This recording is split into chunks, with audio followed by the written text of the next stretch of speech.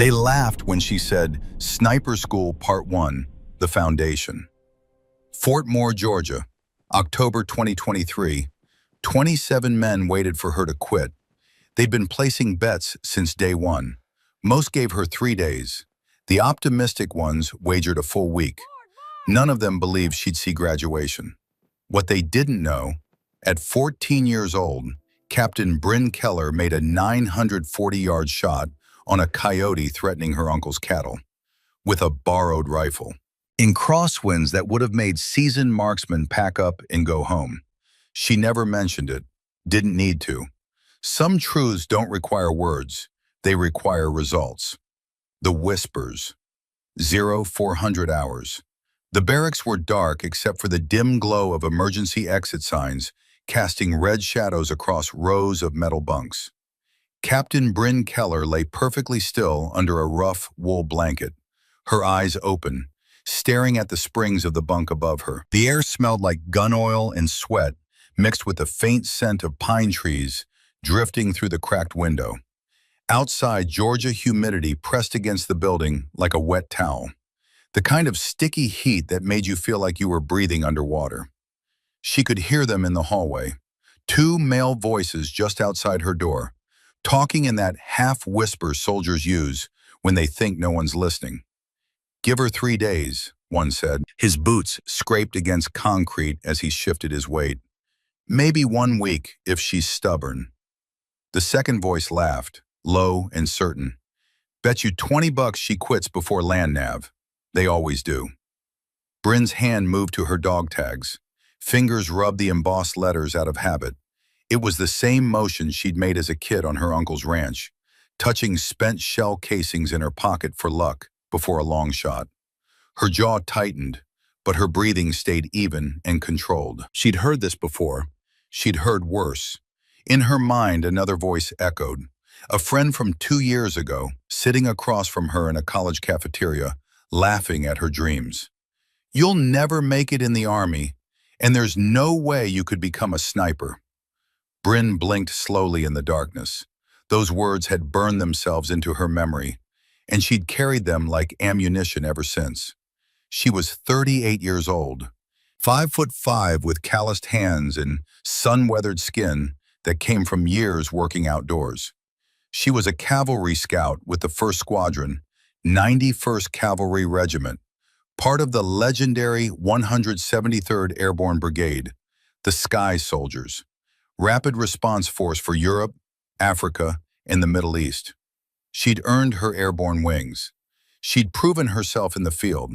2 deployments, Afghanistan, Africa, 7 years of service that had taken her from a ranch girl who enlisted late to a paratrooper operating in some of the most dangerous places on Earth.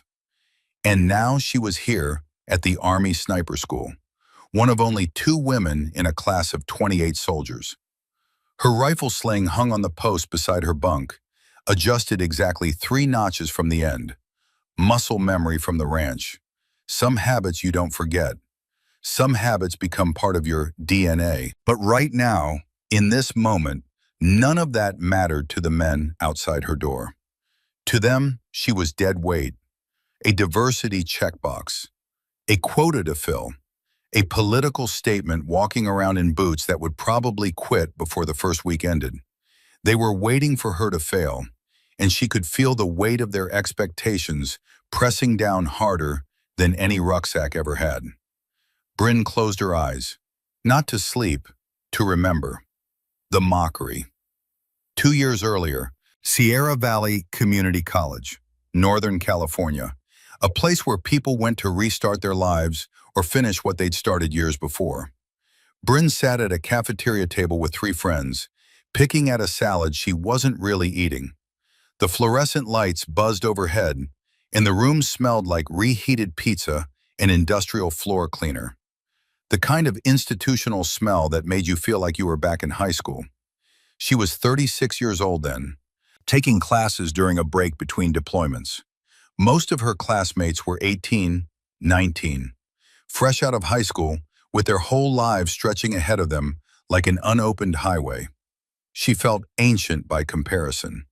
But Vanessa Morrison was her age, pre-med, smart, driven, exhausted from trying to balance school with a part-time job and two kids at home. They bonded over being the old ladies in freshman composition class, the ones who actually did the reading and participated in discussions while teenagers scrolled through their phones. Bryn had just told them about her decision. After this deployment cycle ended, she was going for sniper school. Vanessa stopped mid-bite, eyes wide. Sniper school? She said it like Bryn had announced she was joining the circus. You? The other two friends went quiet, glancing at each other with those uncomfortable looks people get when they don't know what to say, but know they should say something. Vanessa kept going. I mean, come on, you're smart. You're actually making something of yourself. You could finish your degree, get a good job. Why would you throw that away? Bryn shrugged, keeping her voice calm. I want to serve at the highest level. I want to do something that matters. Something that uses every skill I have. But sniper school? Vanessa leaned back, shaking her head. And what? You think you're going to be some kind of elite soldier? Like with a rifle and ghillie suits and everything? Bryn met her eyes. Yes. The table went silent. Students at nearby tables glanced over, sensing the tension. Then Vanessa laughed. Not a polite chuckle. Not a supportive friend trying to lighten the mood. A full, mocking laugh that echoed across the cafeteria and made heads turn. There's no way you could become a sniper. That's insane. You'll never make it in that world. I'm sorry, but someone needs to be honest with you before you embarrass yourself. Bryn didn't argue, didn't defend herself, didn't try to explain the 1,000 hours she'd spent on the ranch perfecting her craft. She just nodded slowly, absorbing the words, filing them away in a place where doubt turned into fuel, where mockery became motivation, where every laugh became another reason to prove the laughers wrong. That night she called her uncle, told him about the conversation, about Vanessa's reaction, about the way the whole table had looked at her like she'd announced plans to climb Mount Everest in flip-flops.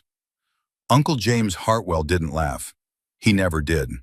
His voice came through the phone, steady and certain. People who've never done hard things can't imagine other people doing them. Their limitations become their worldview.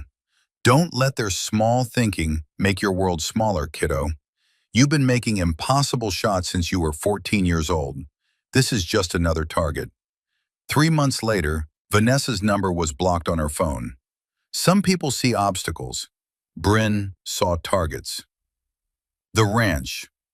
Bryn had grown up on ranches, first in Rockland, California, then Medford, Oregon, after her father died. Wide open spaces where the smell of sagebrush mixed with dust, and the only sounds for miles were wind through dry grass and the distant cry of hawks circling overhead. Where the sky stretched so big it made you feel small and infinite at the same time. Her father had been killed in a hunting accident when she was 10 years old, a careless hunter with poor muzzle discipline, a man who'd been drinking beer while handling a loaded rifle. A life ended in an instant because someone didn't respect the weapon in their hands. The hunter served 18 months in county jail, got out, went right back to hunting. Her father stayed dead. After that, she went to live with Uncle James. James Hartwell was 56 now, but back then he was a young Marine veteran, home from the Gulf War, trying to build a life on inherited land that didn't want to cooperate. He had tattoos on his forearms that told stories he rarely shared, and eyes that had seen things he never discussed. The kind of quiet strength that didn't need to announce itself.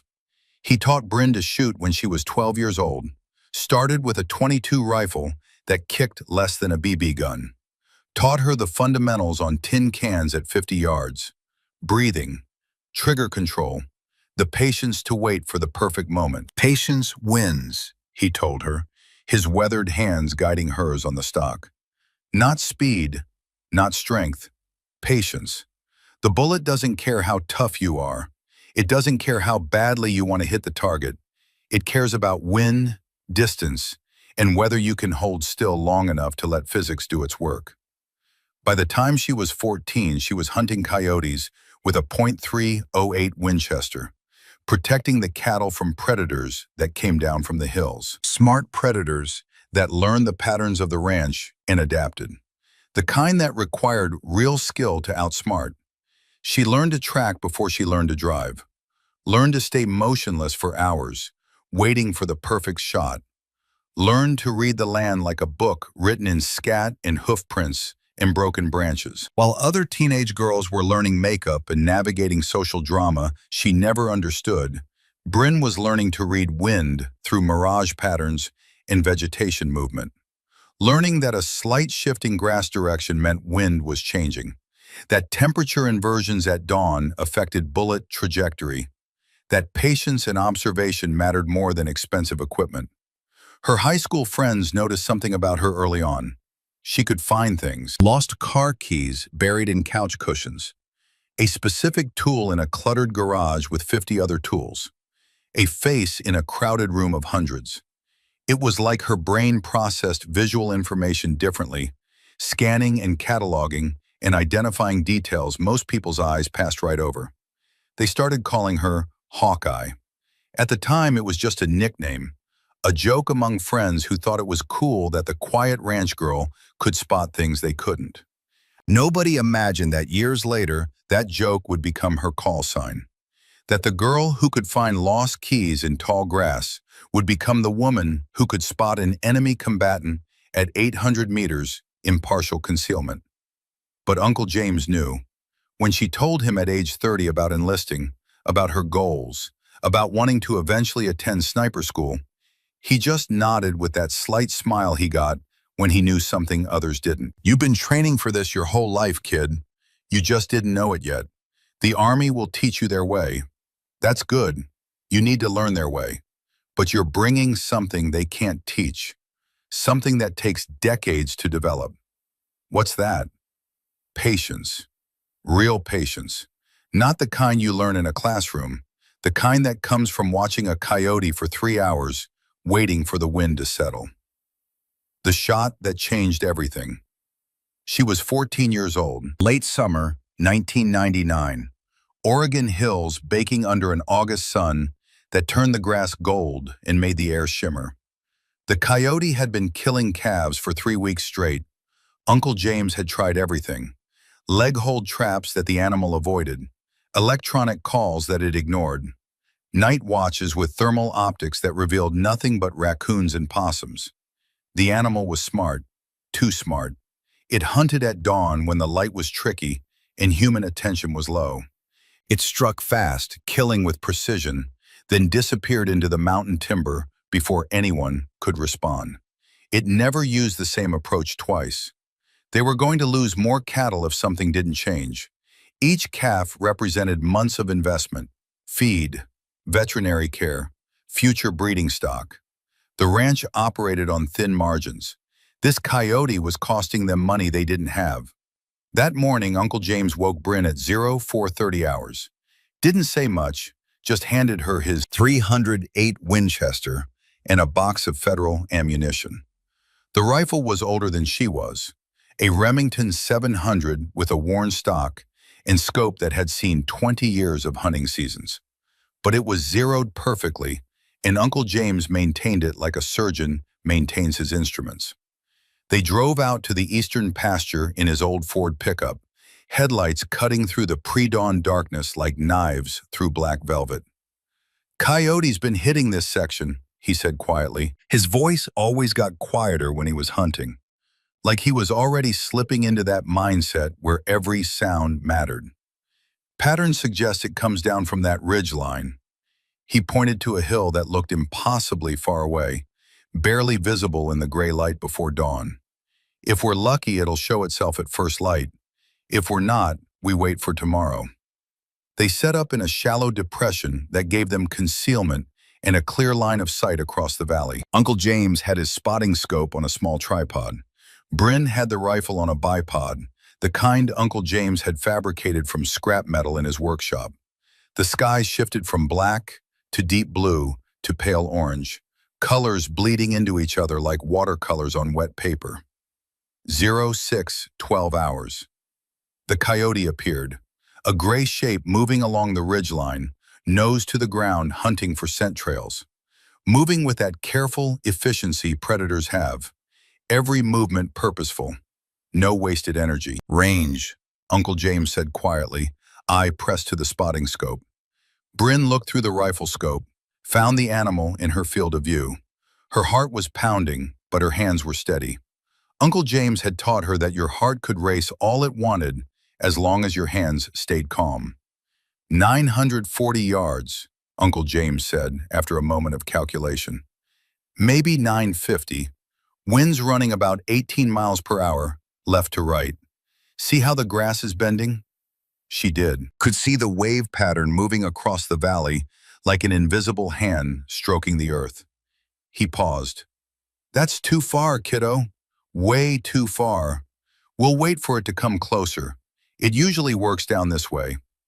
But Bryn was already doing the math in her head. Numbers her uncle had drilled into her over thousands of practice sessions. Numbers that had become instinct. Wind deflection at that range with this ammunition, roughly 3 feet. Bullet drop, significant. The way morning air behaves differently than afternoon air. Denser, more consistent, actually better for long shots despite the tricky light. She adjusted the scope, felt the wind on her left cheek, watched how the grass bent between her position and the target, saw the pattern, saw the rhythm. I can make the shot, she said. Uncle James looked at her, really looked at her.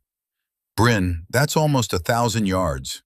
That's professional distance. That's the kind of shot I made maybe twice in the Marines with equipment you don't have and training you haven't had. She didn't argue, didn't try to convince him with words, just settled deeper into her prone position, controlled her breathing, slowed her heartbeat using the technique he taught her. Slow breath in, pause. Slow breath out, pause. Let the world settle.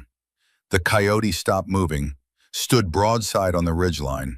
Perfect presentation, like it was posing for a photograph. Time seemed to slow down, the kind of time dilation that happens in moments of absolute focus. She could hear Uncle James breathing beside her, could smell the sage in morning dew, could feel the earth solid beneath her body, could sense the wind patterns shifting like living things.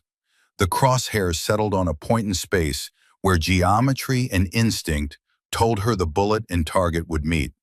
Not where the coyote was now, but where it would be. Accounting for distance, for wind, for bullet drop, for all the invisible forces that affect a projectile traveling nearly 1,000 yards. She squeezed the trigger. The rifle bucked against her shoulder. The sound rolled across the valley like thunder, echoing off the hills. Through the scope, she watched the coyote drop instantly. No twitch, no run, just dropped like someone had cut its strings. Clean kill. Uncle James was silent for a long moment, eyes still pressed to the spotting scope. When he finally sat back and looked at her, his expression was something she'd never seen before. Not quite shock, not quite pride, something deeper. He struggled for words. That's a professional level shot. Bryn, do you understand what you just did? That's a shot that trained snipers practice for years to make. That's a shot that most hunters would never attempt because the odds of wounding instead of killing are too high. She ejected the spent casing, caught it out of habit. The brass was still warm in her palm. I felt where the bullet needed to go, she said simply. I don't know how to explain it better than that. I just knew. Like I could see the path before I pulled the trigger. Uncle James nodded slowly, processing. Some people spend their whole lives trying to develop that kind of instinct. They practice 10,000 shots and never get it. You just have it, natural, like you were born seeing things others can't see. He put his hand on her shoulder. Your daddy would have been proud, so proud it would have made him cry. And I'm proud. But kiddo, you need to understand something important. What you just did isn't normal. That's a gift, a real gift. And gifts like that come with responsibility. You don't waste gifts. You don't hide them. You develop them and use them for something that matters. From that day forward, she never missed, not once. Coyotes stalking the herd, bobcats getting too close to the chicken coops, the occasional mountain lion that wandered down from the high country, hundreds of shots over the next few years, hundreds of hits, different distances, different conditions, different angles. Uncle James started keeping a detailed journal. Date, time, distance, weather conditions, result. Documentation of something he knew was special, even if he couldn't fully explain it. He told her once that he was keeping the journal so that when she was older, when she'd done something important with this gift, she'd have proof of where it started. The .308 Winchester became hers. He gave it to her on her 16th birthday with a simple inscription burned into the stock with a wood-burning tool. Patience wins, J.H. She kept it in her truck through high school, through the years of ranch work that followed, through all the time she spent trying to figure out what she was supposed to do with her life, while her high school friends went to college or got married or moved to cities. And when she finally enlisted at age 30, Uncle James drove her to the recruiting station with that rifle in the gun rack behind her head. "The Army's going to teach you their way," he said as they sat in the parking lot. "That's good. You need to learn their way. Discipline, teamwork, military protocols. But don't forget what you already know. Don't let them train the instinct out of you. Sometimes the old ways and the new ways meet in the middle, and that's where excellence lives." She understood now, lying in this dark barracks at Fort Moore, listening to men bet on her failure. Uncle James had been preparing her for this moment since she was 12 years old. Not just to shoot. Anyone can learn to shoot. The Army taught thousands of people to shoot every year. He'd been teaching her to endure, to outlast, to let her work speak when her words couldn't, to carry doubt like ammunition and use it as fuel, to understand that the only opinion that mattered was the target's, and targets don't have opinions. The beginning. Fort Moore, Georgia, October 2023, Day 1. The formation assembled at 0600 hours on a concrete pad behind the sniper school headquarters building. 28 soldiers in PT uniforms, standing at attention in 4 ranks of 7. Bryn stood in the back row, far right, tallest to shortest, which put her exactly where she expected to be. The morning air was already thick with humidity, that Georgia moisture that made your uniform stick to your skin before the sun even cleared the horizon. The other woman in the class, Private Emma Sullivan, stood 3 soldiers to her left, 22 years old, blonde, eager-eyed. She'd introduced herself in the barracks the night before with nervous energy that radiated off her like heat. "I'm so glad there's another woman here," Emma had said, her voice too loud for the quiet barracks. "We can support each other, right? Like a team." Bryn had nodded politely but kept her distance. She'd learned long ago that in environments like this, association could be a liability. If Emma failed, people would lump them together. 2 women, both failures. Proof that the concept didn't work. Better to let performance speak individually. Better to succeed or fail on her own merit. The morning air was already thick with humidity. Georgia in October still felt like summer to anyone who didn't grow up in the South. Bryn could feel sweat starting under her PT shirt. It was going to be a long day. Master Sergeant Cole Brennan walked out of the building and stood before the formation. 48 years old, Gulf War veteran, 22 years in the Army, the last 12 running this course. He had the weathered look of a man who'd spent his entire adult life in the sun and the field. The kind of face that had seen everything and was impressed by nothing. His voice carried without needing to shout. "Good morning. I'm Master Sergeant Brennan. For the next 29 days, I am your primary instructor. You will address me as Sergeant. You will follow instructions precisely. You will meet standards that do not bend, do not negotiate, and do not care about your feelings." He paused, scanning the formation with eyes that seemed to evaluate each soldier individually in that brief moment. This course has a 60% attrition rate. That means if history holds, fewer than 12 of you will graduate. Most of you will fail. That is not a threat. That is a statistical fact based on 12 years of data. Another pause. Some of you are Ranger qualified. Some have combat deployments. Some have college degrees and high PT scores. None of that matters here. The only thing that matters is whether you can meet the standard every day for 29 days straight without exception. His eyes moved across the formation and stopped on Bryn for just a moment, long enough for her to notice, long enough for her to know he'd noticed her, then continued scanning. Standards don't bend for age. They don't bend for rank. They don't bend for anything else either. Gender doesn't get you special treatment. It doesn't get you lowered expectations. Performance is performance. You either meet the mark or you go home. That's the only equation that matters here. Behind Brennan, another instructor emerged from the building. Staff Sergeant Garrett Monroe. Mid-30s, lean, with a Ranger tab on his left shoulder, and the kind of eyes that missed nothing. The kind of instructor who evaluated you constantly, cataloging strengths and weaknesses for future exploitation. Monroe positioned himself at the corner of the formation, arms crossed, watching. Today is day 1, Brennan continued.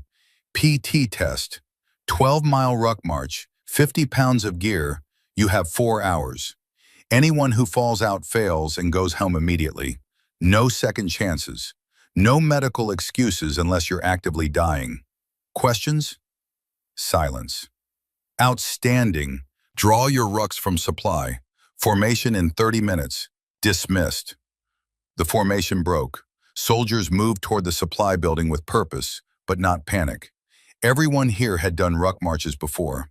This was standard infantry stuff. Nothing exotic. But Bryn knew better. Nothing in sniper school was standard. They weren't testing whether you could carry weight. Any infantrymen could carry weight. They were testing whether you could carry weight and still have enough left in the tank to focus, to think, to perform precision tasks under exhaustion. They were testing your baseline, establishing who would be worth the investment of time. She collected her ruck from supply, checked the weight on the scale, 52 pounds. Close enough to 50 that nobody would complain. Standard Army, Alice Pack, sleeping system, MREs, water, and the M24 sniper weapon system that would be their primary tool for the next month. The M24. The rifle felt good in her hands. 11.88 pounds of steel and composite. Bolt action. Remington 700 receiver. A weapon system older than some of the soldiers in this class, but still one of the most reliable precision rifles ever made. There was a reason the Army had been using variants of this platform since the 1980s. She did a functions check. Smooth bolt movement, clean barrel, solid stock, everything where it should be. Muscle memory took over as she loaded the ruck. Weight distribution mattered. Too high and it would pull on your shoulders. Too low and it would drag on your hips. The center of gravity had to align with your body's center of gravity. Every pound had to balance. She thought of Uncle James teaching her to pack a hunting ruck when she was 15. Same principles, different application. The weight of knowledge transferred across contexts. 30 minutes later, they formed up again, this time with full gear. The Georgia sun was climbing, temperature already in the low 80s. It would be in the 90s by noon, the kind of heat that made you question your life choices. Bryn adjusted her pack straps, settled the weight on her hips, and fell into formation. She could feel eyes on her, quick glances from male soldiers sizing her up, calculating, judging, wondering how long she'd last. Let them look, let them wonder. In 4 hours, they'd have their first answer. The first test. Monroe led the formation out at 6:30. No music, no cadence calls, just the sound of boots on pavement transitioning to boots on dirt trail, the rhythmic crunch of gravel under feet, the creaking of pack straps under load. The route wound through Fort Moore's training areas, hills that didn't look like much on paper but became mountains after the first hour with weight on your back. Georgia, red clay trails that turned slippery when wet and dusty when dry. Bryn settled into a rhythm. Step, breathe, Step, breathe. The pack dug into her shoulders despite proper adjustment. That was normal. That was expected.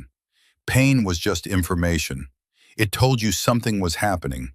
It didn't tell you to quit. She could hear Uncle James's voice from 1,000 training sessions. Pain is just data, kid. It tells you your body is working. It tells you muscles are being used. It doesn't tell you to stop. You tell you to stop. And you're not going to tell you to stop. The formation spread out naturally. Faster soldiers pulled ahead. Slower ones fell back. The column stretched from a tight formation into a long line of individuals. Bryn positioned herself in the middle third, not trying to impress anyone, not trying to prove anything, just maintaining a steady pace that she knew she could hold for hours. The pace Uncle James had taught her on long hunting treks in the Oregon mountains. Around her, she could hear breathing getting heavier, soldiers adjusting their packs, the occasional grunt when someone's foot caught a root or rock, the metallic clink of rifles against pack frames. At the 2-hour mark, Monroe called a 5-minute rest. Soldiers dropped their packs and sprawled in the dirt. Some drank water. Others just lay there, sucking air, staring at the sky.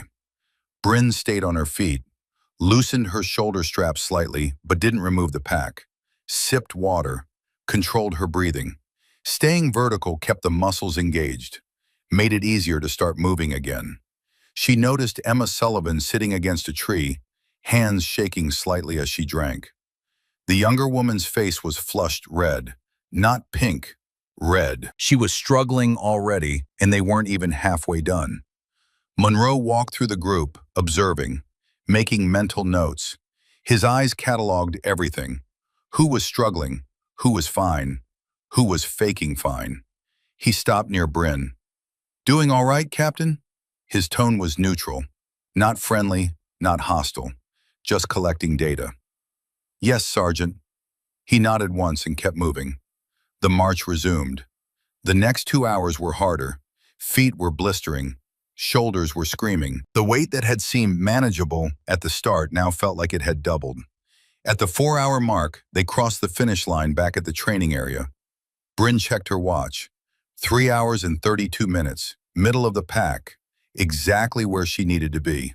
Not so fast that she stood out, not so slow that she looked weak. 15 soldiers finished ahead of her, 11 behind. One didn't finish at all, dropping out at mile 9 with severe blisters that had rubbed his heels raw and bloody. 27 remaining. Emma Sullivan finished dead last at 3 hours and 58 minutes, 2 minutes before the cutoff. Her legs were shaking. Her face was pale. She looked like she might vomit, but she finished. That counted for something. That night in the barracks, Bryn could hear other soldiers in the common area, talking, comparing times, building camaraderie, the sound of men bonding over shared suffering. She stayed in her room, cleaned her rifle with CLP solvent and a boar snake. The smell was familiar, comforting. Gun oil and metal, the smell of purpose. The repetitive motion of running the cleaning rod through the barrel was almost meditative. Zen and the art of rifle maintenance. Her feet were screaming, blisters forming on both heels. Hot spots on her toes where the boots had rubbed despite proper fit and good socks. She didn't ice them, didn't want anyone to see her treating injuries. Weakness was contagious in environments like this. One person limping led to everyone wondering if they should be limping too. Instead, she just cleaned her weapon, checked her gear for tomorrow, and went to bed early. Through the thin walls, she could hear voices. "Emma barely made it. She'll be gone by week 2. What about the other one? Keller?" Hard to say. She's older, experienced, but this course breaks everyone eventually. The ones who look strong at the start sometimes fall apart when the pressure builds. She didn't look like she was even trying. Finished middle of the pack like it was a Sunday stroll. That could be good or bad. Either she's pacing herself smart, or she's already at her limit in faking it. Bryn lay in her bunk, staring at the ceiling. The springs above her creaked slightly whenever the soldier in the top bunk shifted position. Let them talk. Let them speculate. Let them create whatever narrative they needed. Tomorrow was day 2. Classroom instruction. Ballistics in atmospheric conditions. Mathematics and physics. The physical test was over. Now came the mental game. And that, Bryn knew, was where most people failed. Not because they couldn't understand the concepts, but because they couldn't apply them under pressure. Couldn't turn theory into practice when everything was on the line and instructors were watching and fellow students were judging. She thought about the 940-yard coyote shot. 14 years old. No formal training in ballistics. Just instinct and Uncle James's patient coaching. What she'd done then through feel, she would now learn to do through science. The old way and the new way, meeting in the middle, where excellence lives. She closed her eyes. Sleep came quickly. Tomorrow would bring new challenges, new tests, new opportunities to prove that patience, skill, and determination had no gender. But tonight she'd completed day 1, 28 days to go. Part 2, the crucible, the classroom. Day 2 began at 0530 hours with PT, standard Army stuff, push-ups, sit-ups, pull-ups, a 3-mile run. Nothing extraordinary, just maintenance of baseline fitness. Bryn moved through it mechanically. Her body knew these rhythms. 7 years of military service had ingrained them deep into muscle memory. At 0800 hours, the class assembled in a classroom building that smelled like old coffee and whiteboard markers. The institutional smell of military education. Desks arranged in rows, each with a notepad and mechanical pencil. A large whiteboard dominated the front wall, already covered with diagrams and formulas that looked like they'd been left over from the previous class. Master Sergeant Brennan stood at the front, eraser in hand. "Today we begin the real work," he said, wiping the old formulas away. "Anyone can carry a ruck. Anyone can pass basic marksmanship. What separates a sniper from a regular soldier is the ability to make precise shots at extended range under varied conditions. That requires understanding physics." He tapped the whiteboard where a trajectory diagram was drawn, a simple arc showing a bullet's path from muzzle to target. Ballistics is not guesswork. It is mathematics. Wind speed and direction, atmospheric pressure, temperature, humidity, altitude, Coriolis effect from the Earth's rotation. All of these factors affect your bullet's flight path. Miss any one of them, and you miss your target. Hit your target when you should have missed, and you got lucky.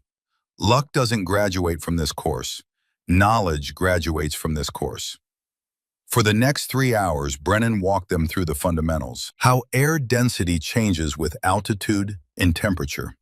How a bullet that shoots flat at sea level will shoot high at 5,000 feet because there's less air resistance. How wind at the shooter's position might be completely different from wind at the target 200 yards downrange. How the Earth's rotation affects bullet trajectory at extreme distances, pushing rounds to the right in the northern hemisphere and to the left in the southern hemisphere. Bryn took notes but found herself already understanding most of it. Not from formal training, but from years of practical application. Uncle James had taught her these principles without using fancy terms. He just called it reading the air. Said that good shooters learn to feel what the bullet would do before it left the barrel. At 1100 hours, Brennan called on students randomly to solve problems on the board. Specialist Vaughn, 800-yard shot, 15-mile-per-hour crosswind from 10 o'clock. Standard atmospheric pressure at 3,000 feet elevation. Calculate your mill adjustment. Tucker Vaughn stood, 28 years old, infantry background, cocky energy that came from guys who'd been told they were good their whole military career. He approached the board, worked through the math, wrote down his answer. 3.1 mils elevation, 1.6 mils left windage, Sergeant. Brennan nodded. Close. You got the elevation right, but you forgot to account for the Coriolis effect at that range in elevation. In the northern hemisphere, it'll push you around slightly right, which partially cancels the left windage from the wind. What's your corrected windage? Vaughn hesitated, doing mental math that should have been done the first time. 1.4 mils left? 1.3. The Coriolis effect at 800 yards is roughly zero point 0.2 mils at this latitude. Small, but enough to matter. Remember, at these distances, everything matters. Sit down. Brennan's eyes scanned the room and landed on Bryn. Captain Keller. Same scenario, but change the elevation to 3,800 feet and the wind direction to 10 o'clock instead of 9 o'clock. Give me your adjustment. Bryn stood, walked to the board. She could feel every eye in the room on her. The weight of expectation, the hope that she'd fail, the curiosity about whether she actually knew what she was doing. The math wasn't complicated if you knew the principles. Higher elevation meant thinner air, which meant less drag on the bullet, which meant it would shoot flatter and require less elevation adjustment. Wind from 10 o'clock instead of 9 meant it was coming from forward left instead of directly left, which changed the deflection angle because you had to account for the wind's vector relative to the bullet's flight path. She worked through it quickly, writing out each step, not to show off, but to demonstrate her process. In environments like this, showing your work mattered as much as getting the right answer, maybe more. 3.2 mils elevation, 1.4 mils right windage, Sergeant. Brennan studied the board. Long pause. She could hear someone shifting in their seat behind her. Correct. But explain your windage calculation. Why right instead of left with a wind from 10 o'clock? This was the test. Not just can you calculate, but do you understand why? Can you explain it? Can you teach it? Wind from 10 o'clock is coming from forward left, Bryn said, her voice steady. That creates a component that pushes the bullet right as it travels downrange. Combined with Coriolis drift in the northern hemisphere, which also pushes right, the total deflection is right instead of left. The specific value of 1.4 mils accounts for wind speed, bullet velocity, and time of flight at 800 yards. Brennan nodded slowly. Outstanding. That's exactly the kind of thinking that makes a sniper. Understanding the why, not just the what. Sit down. As she returned to her seat, she heard a whisper from behind her. Tucker Vaughn's voice, just loud enough for nearby students to hear, but quiet enough to pretend it wasn't meant to be heard. Bet her boyfriend coached her last night, probably some ranger instructor giving her the answers. She didn't react, didn't turn around, just sat down and continued taking notes, as if she hadn't heard anything. But her hand tightened on her pen. Knuckles went white for just a moment before she consciously forced them to relax. Let him think what he wants. The board doesn't lie. The math doesn't care who taught her. The target certainly won't care when it's time to shoot. Results speak louder than insults. After class, Staff Sergeant Monroe approached her outside the building as students filed toward the barracks for lunch. Walk with me, Captain. They moved away from the other students, toward the tree line at the edge of the compound. The Georgia pines stood tall and straight, their needles carpeting the ground beneath them. Monroe didn't speak immediately, just walked. Bryn stayed silent, waiting. She'd learned in the military that when a senior NCO said, "Walk with me," you walked and you waited for them to talk when they were ready. Finally, he said, "I pulled your file yesterday, all of it." "Yes, Sergeant." "Says you enlisted at age 30, older than most recruits, cavalry scout, 7 years active duty, 2 deployments, Afghanistan and Africa. Solid performance reviews across the board, but nothing that screams sniper material on paper. No advanced marksmanship courses, no competition shooting, just standard qualification scores." He paused, kicking at a pine cone on the trail. "But then I made a phone call to your old platoon sergeant in the 173rd, Staff Sergeant Martinez. You remember him?" "Yes, Sergeant." "He told me something interesting. Said you were the best natural observer he'd ever seen in 20 years of military service. Said you could spot targets other scouts would miss. Said you had an instinct for reading terrain that usually takes 10 years to develop. Said you volunteered for every patrol, every mission, every hard job that came up. Monroe stopped walking and turned to face her. Where did you really learn to shoot, Captain? Bryn met his eyes. My uncle, Sergeant, ranch work, predator control, started when I was 12 years old. Hunting? Hunting. Target practice, protecting livestock from coyotes and bobcats, whatever was needed. Monroe nodded slowly, processing. That explains the fundamentals, the stability, the patience. You've been doing this longer than most of these soldiers have been in the Army, longer than some of them have been alive. He crossed his arms. But here's what I'm wondering. Why now? Why sniper school at age 38? You could have applied years ago, could have gone through selection in your 20s when the physical demands were easier. Why wait until now? It was a fair question, one she'd asked herself many times over the years. Because I wasn't ready, Sergeant. I had the physical skills, but not the mental maturity, not the discipline, not the understanding of why the military does things the way it does. The Army taught me how to be a soldier, taught me about teamwork, about following orders, about being part of something bigger than myself. Now I'm ready to learn how to be a sniper, to take those individual skills and put them in service of the mission. Monroe studied her face for a long moment, looking for something. Doubt, maybe, or arrogance, or whatever quality he'd seen in students who eventually failed. You know what's going to happen, right? Every time you succeed, some of these men are going to find a reason to discredit it. Luck, favorable conditions, help from instructors. Every time you fail, even a little, they'll use it as proof that women don't belong here. You're not just trying to pass this course, you're carrying the weight of every woman who'll come after you. Every future female soldier who wants to try this school will be judged partly on what you do here. I know, Sergeant. That's a heavy ruck, heavier than the 50 pounds you carried this morning. Yes, Sergeant, but I've carried heavier, and I'll carry this one the same way I carry everything else. One step at a time until the job is done. Monroe's expression shifted slightly. Not quite a smile, but something close to respect. The kind of look senior NCOs give when they recognize a certain quality in a soldier.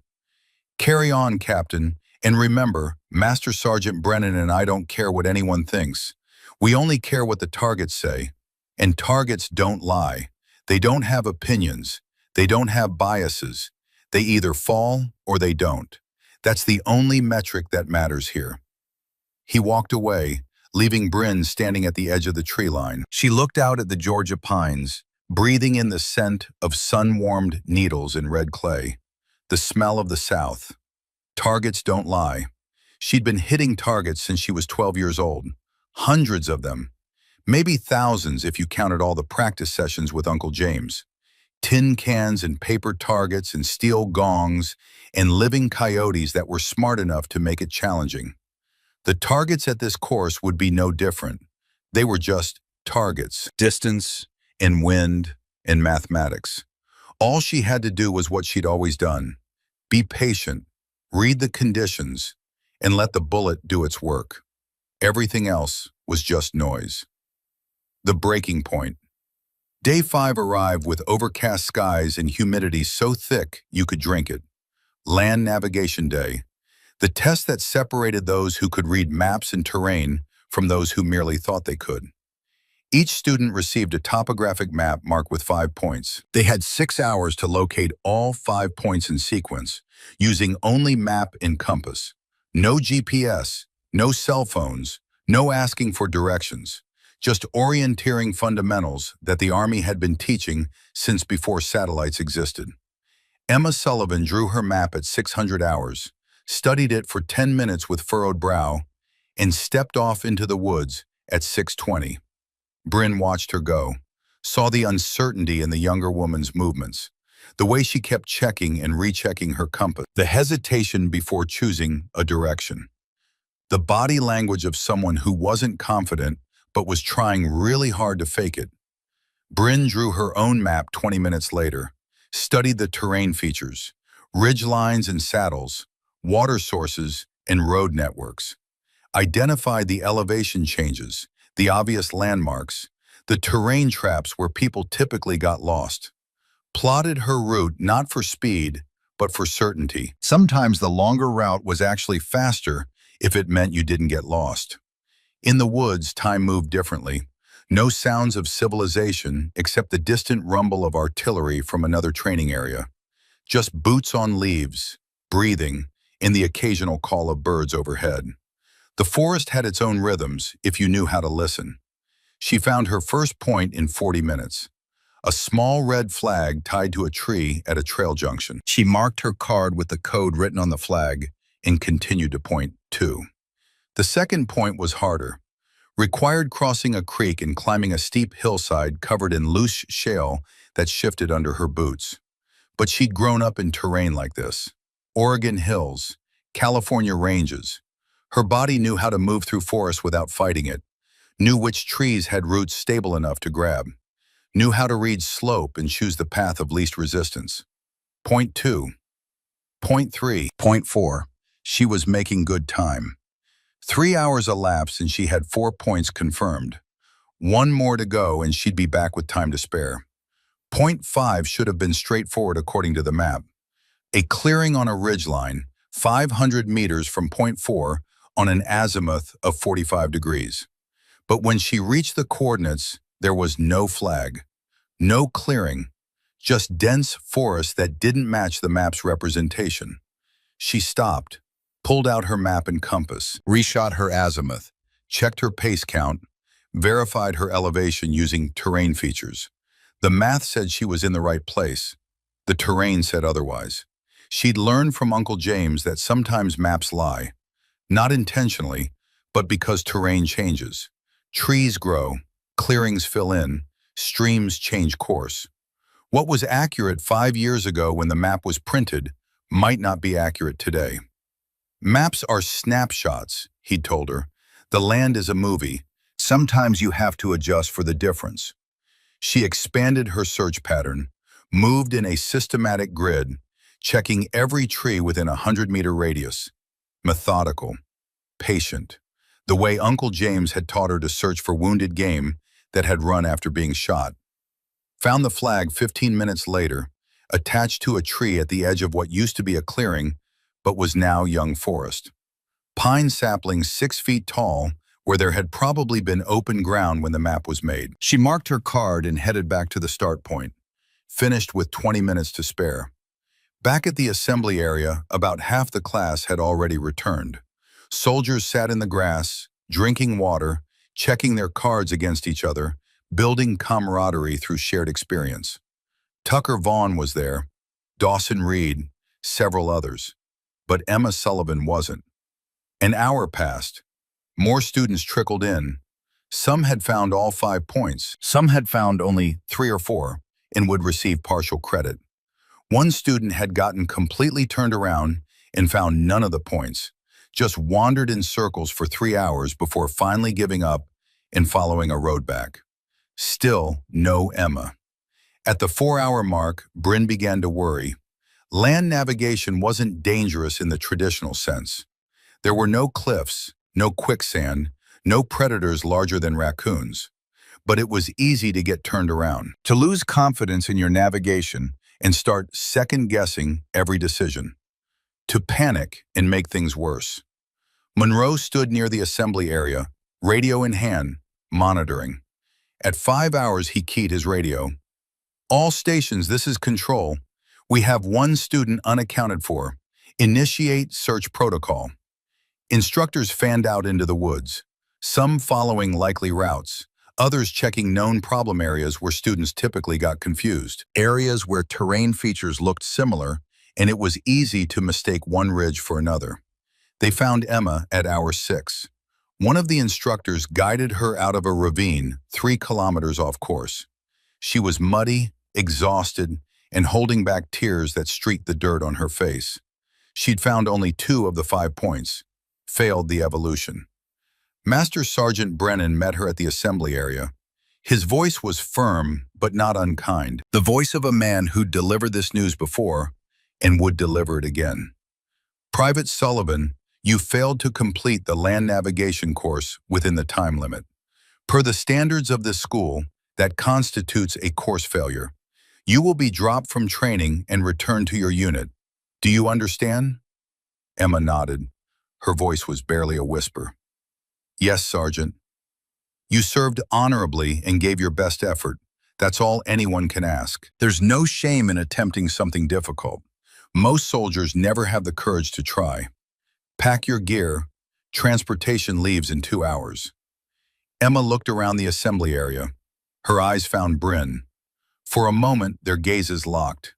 Bryn saw the disappointment there, the sense of failure, the fear that she'd let down every woman who might come after her. After the formation dismissed, Bryn found Emma in the barracks, packing her duffel with mechanical movements. The kind of movements people make when they're trying not to think too hard about what they're doing. Emma, the younger woman, looked up. Her eyes were red but dry. She'd cried earlier but was holding it together now through sheer force of will. I'm sorry, Emma said, her voice breaking slightly. I should have been better prepared, should have practiced more, should have studied the map better. I let you down. I let every woman down. Bryn shook her head. You didn't let anyone down. This course is designed to fail most people. It has a 60% attrition rate. That's not a reflection on you. That's just the reality of the standard they've set. But you're going to make it, I can tell. You're strong and skilled and you know what you're doing. And when you do, you'll be the only woman. All that pressure, I'll handle it. But Emma, listen to me. You served with honor. You volunteered for one of the hardest courses the Army offers. You pushed yourself to your absolute limit.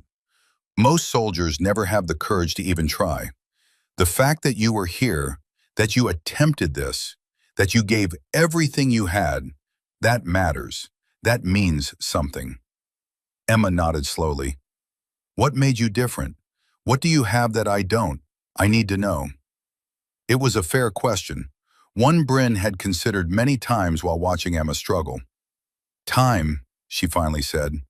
I've been doing this for 26 years. Since I was 12 years old. You've been in the Army 2 years. That's not a character flaw. That's not weakness. That's just reality. Some skills require decades to develop. You can't shortcut experience. You can't rush mastery. Will you make it? I don't know, but I'm going to try. And if I do, I'll remember that you tried first, that you paved some of the way. That takes courage I respect. Emma shouldered her duffel, extended her hand. Make them respect us. Show them what we can do. Bryn shook it. I'll do my best. She watched Emma walk out of the barracks, watched a van carry her away from Fort Moore, back to her regular unit, back to a military career that would continue, but would always carry the weight of this failure somewhere in her service record. And Bryn felt the pressure settle more heavily on her shoulders. She wasn't just trying to pass for herself anymore. She was carrying the hopes of every woman who might attempt this course in the future. If she failed now, it would be years before another woman got the opportunity. The Army would look at Emma's failure and her failure and conclude, consciously or unconsciously, that women simply couldn't meet the standard, that the experiment had been tried and had failed. But if she succeeded, she'd open a door that had been closed for generations. That night, the male students in the common area talked more freely. Without Emma there, they seemed to feel less constrained. I knew she wouldn't make it. Nice girl, but this course isn't for nice girls. What about Keller? She's different, older, more experience. But Land Nav was just the warm-up. Wait until we get to stalking. Wait until we're doing unknown distance shoots in bad weather. She'll break eventually. They all do. My money's on week 3. That's when the real pressure starts. Bryn lay in her bunk, staring at the ceiling, and thought about the 940-yard coyote shot. 14 years old, crosswinds that would make grown men pack up their rifles and go home. A distance that Uncle James said was too far, that trained Marines would hesitate to attempt. She'd made that shot because she hadn't been thinking about proving anything. She'd been thinking about protecting the cattle, about doing what needed to be done, about solving a problem that needed solving. The same mindset applied here. Don't think about proving women belong. Don't think about carrying the weight of future generations. Don't think about the doubters or the whispers or the bets against you. Just do the work. Hit the targets. Complete the tasks. Everything else was noise. The suit of shadows. Week 2 began with ghillie suit construction. The classroom had been transformed overnight. Tables covered with jute material in various earth tones, netting, burlap, spools of thread, needles, wire. On the walls hung photographs of properly constructed ghillie suits, the camouflage so effective that in the photos, soldiers were nearly invisible against their backgrounds. You had to stare at the images for several seconds before your brain could pick out the human shapes. Master Sergeant Brennan stood at the front, holding up a completed suit. It looked like something between a costume and a creature, covered in strips of material that broke up the human outline completely. A sniper's greatest weapon is not the rifle, he said, turning the suit slowly so everyone could see it from all angles. It's invisibility. A properly constructed ghillie suit allows you to become part of the terrain, not hidden behind it, but part of it. The difference is subtle but critical. Hidden means you're still separate from the environment. Part of it means you become indistinguishable from it. He laid the suit across a table. You will construct your suits from the materials provided. You will use local vegetation to customize them for Georgia terrain. Pine needles, grass, whatever breaks up your silhouette against the background you'll be working in. This is an art as much as a science. Pay attention to detail. Rushed work will get you spotted.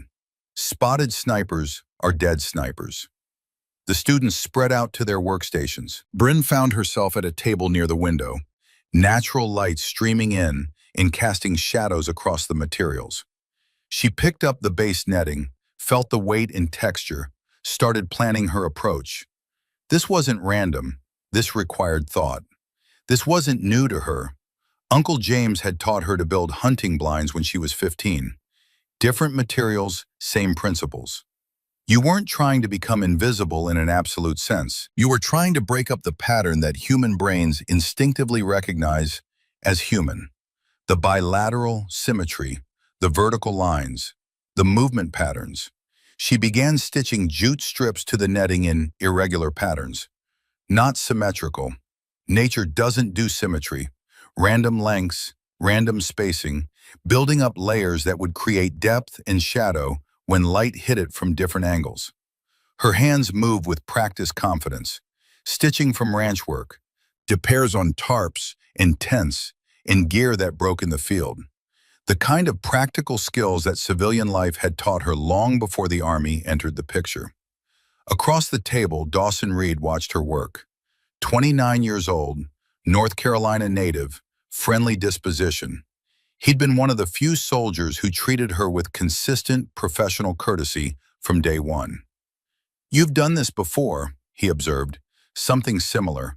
Hunting blinds for mule deer in Oregon." "Where in Oregon?" "Hills outside Medford, Cascade Range, high desert terrain." "What kind of hunting needs this level of camouflage?" She looked up from her stitching, needle paused mid-pull. "The kind where the deer has better eyes than you do, where if it spots you once, it disappears into the mountains and you never see it again. Mule deer can spot movement at 300 yards. They don't see color the way we do, but they see patterns and movement better than any human." Reed nodded thoughtfully. "My uncle hunted whitetail in North Carolina, said the same thing. Said deer don't see like people. They see movement. They see patterns that don't belong. Said you could wear bright orange and they wouldn't care as long as you stayed still." Your uncle was right. It's all about breaking up the human pattern. 3 tables over, Tucker Vaughn was struggling with his suit. His stitching was uneven, creating bunches in the netting that would show as obvious lumps in the field. Lumps that would cast shadows. Shadows that would look wrong to trained observers. He yanked at the thread in frustration. Staff Sergeant Monroe appeared behind him like a ghost. "Stop. You're forcing it. Smooth stitches. Even tension. That bunch right there will be visible from 50 yards away. Start over on that section." Vaughn's face reddened, but he complied, started pulling out stitches he'd spent 20 minutes putting in. Monroe continued circulating, stopped at Bryn's table, examined her work without touching it. Instructors rarely touch student work unless they were correcting something. "Where'd you learn that stitching pattern?" "Ranch work, Sergeant. Repairs. Mending tarps and fixing torn gear. Same principle as this, just different application." Monroe studied the suit more closely, bending down to examine the layering technique. "That's not random. There's a logic to it. Different densities in different areas." "Yes, Sergeant. Pattern breaks up at close range and far range. Different densities create depth. The eye expects flat patterns. This creates three-dimensional texture that confuses depth perception." He made a note on his clipboard, said nothing else but nodded once before moving on. By the end of the day, most students had completed the basic structure of their suits. Tomorrow they'd add vegetation and do field testing. That evening, Bryn took her suit outside to the tree line behind the barracks, studied the local terrain in the fading light. Pine needles were abundant, certain types of grass, small branches with leaves still attached, Spanish moss hanging from some of the older trees. She began incorporating vegetation, attaching it with wire ties that could be easily replaced. The suit had to be adaptable. What worked in pine forest wouldn't work in open fields. What worked in Georgia wouldn't work in desert or mountains. A good ghillie suit was a living thing, constantly updated to match the environment. She worked until the light failed and she couldn't see the difference between dark green and dark brown anymore. In the common room, several soldiers were comparing their suits, holding them up against the wall, discussing techniques, the kind of professional talk that happened when soldiers were genuinely interested in mastering a skill. Tucker Vaughn saw Bryn walk past with her suit over her shoulder, called out, "Hey Keller, where'd you learn to make that? YouTube tutorial?" She stopped, turned, looked at him directly with an expression that gave nothing away. "No, my uncle taught me when I was 15. For hunting mule deer. You?" Vaughn's smile faltered. "Army taught us basic camouflage construction in Ranger School. 3-day course. Then you already have the fundamentals. Just apply them. Practice makes better." She continued to her room without waiting for a response. Didn't need to see his reaction. Didn't care about his reaction. Later, Dawson Reed knocked on her door frame. She'd left it open while organizing gear for tomorrow's stalking exercise. "Can I ask you something?" "Go ahead." "Why do you let them talk like that?" "Vaughn." The others making comments. "You could shut them down. You outrank most of them." Captain versus specialist. You could pull rank and make them stop. Bryn continued arranging her equipment, sorting things into the order she'd need them. Because words don't matter. Performance matters. If I respond to every comment, every insinuation, every doubt, I'm playing their game. Better to just do the work and let the results speak. Results are the only language that matters here. That takes discipline. More discipline than most people have. So does this whole course. That's the point. They're not just testing shooting skills. They're testing whether we can maintain focus and discipline under constant pressure. If I let Vaughn's comments get to me, I'm failing that test. Reed nodded slowly. "For what it's worth, I think you're going to make it. I've been watching how you work. Your fundamentals are solid. You don't rush. You don't panic. You don't show off. Those are the things that get people through this course. Not talent, discipline." "Thanks, but we're only on day 8, 21 more to go. A lot can happen in 21 days. "True, but my money's on you. Actually, I've got $20 riding on it with Vaughn." Bryn allowed herself a small smile. "Don't bet money you can't afford to lose." "I'm not worried. I've seen you shoot. I've seen how you handle yourself. You're going to make it." After he left, Bryn sat on her bunk and allowed herself a moment of honest assessment. She was doing well. Better than expected in some areas. Her shooting was strong. Her land navigation was solid. Her physical fitness was adequate for the demands of the course. But the hardest parts were still coming. Stalking exercises where you had to cover ground without being detected by trained observers with binoculars and decades of experience. Unknown distance shooting in variable conditions, where you had to calculate everything on the fly. The final qualification where everything came together under maximum pressure, and the difference between graduation and failure was measured in inches. And all of it while carrying the knowledge that failure meant more than just personal disappointment.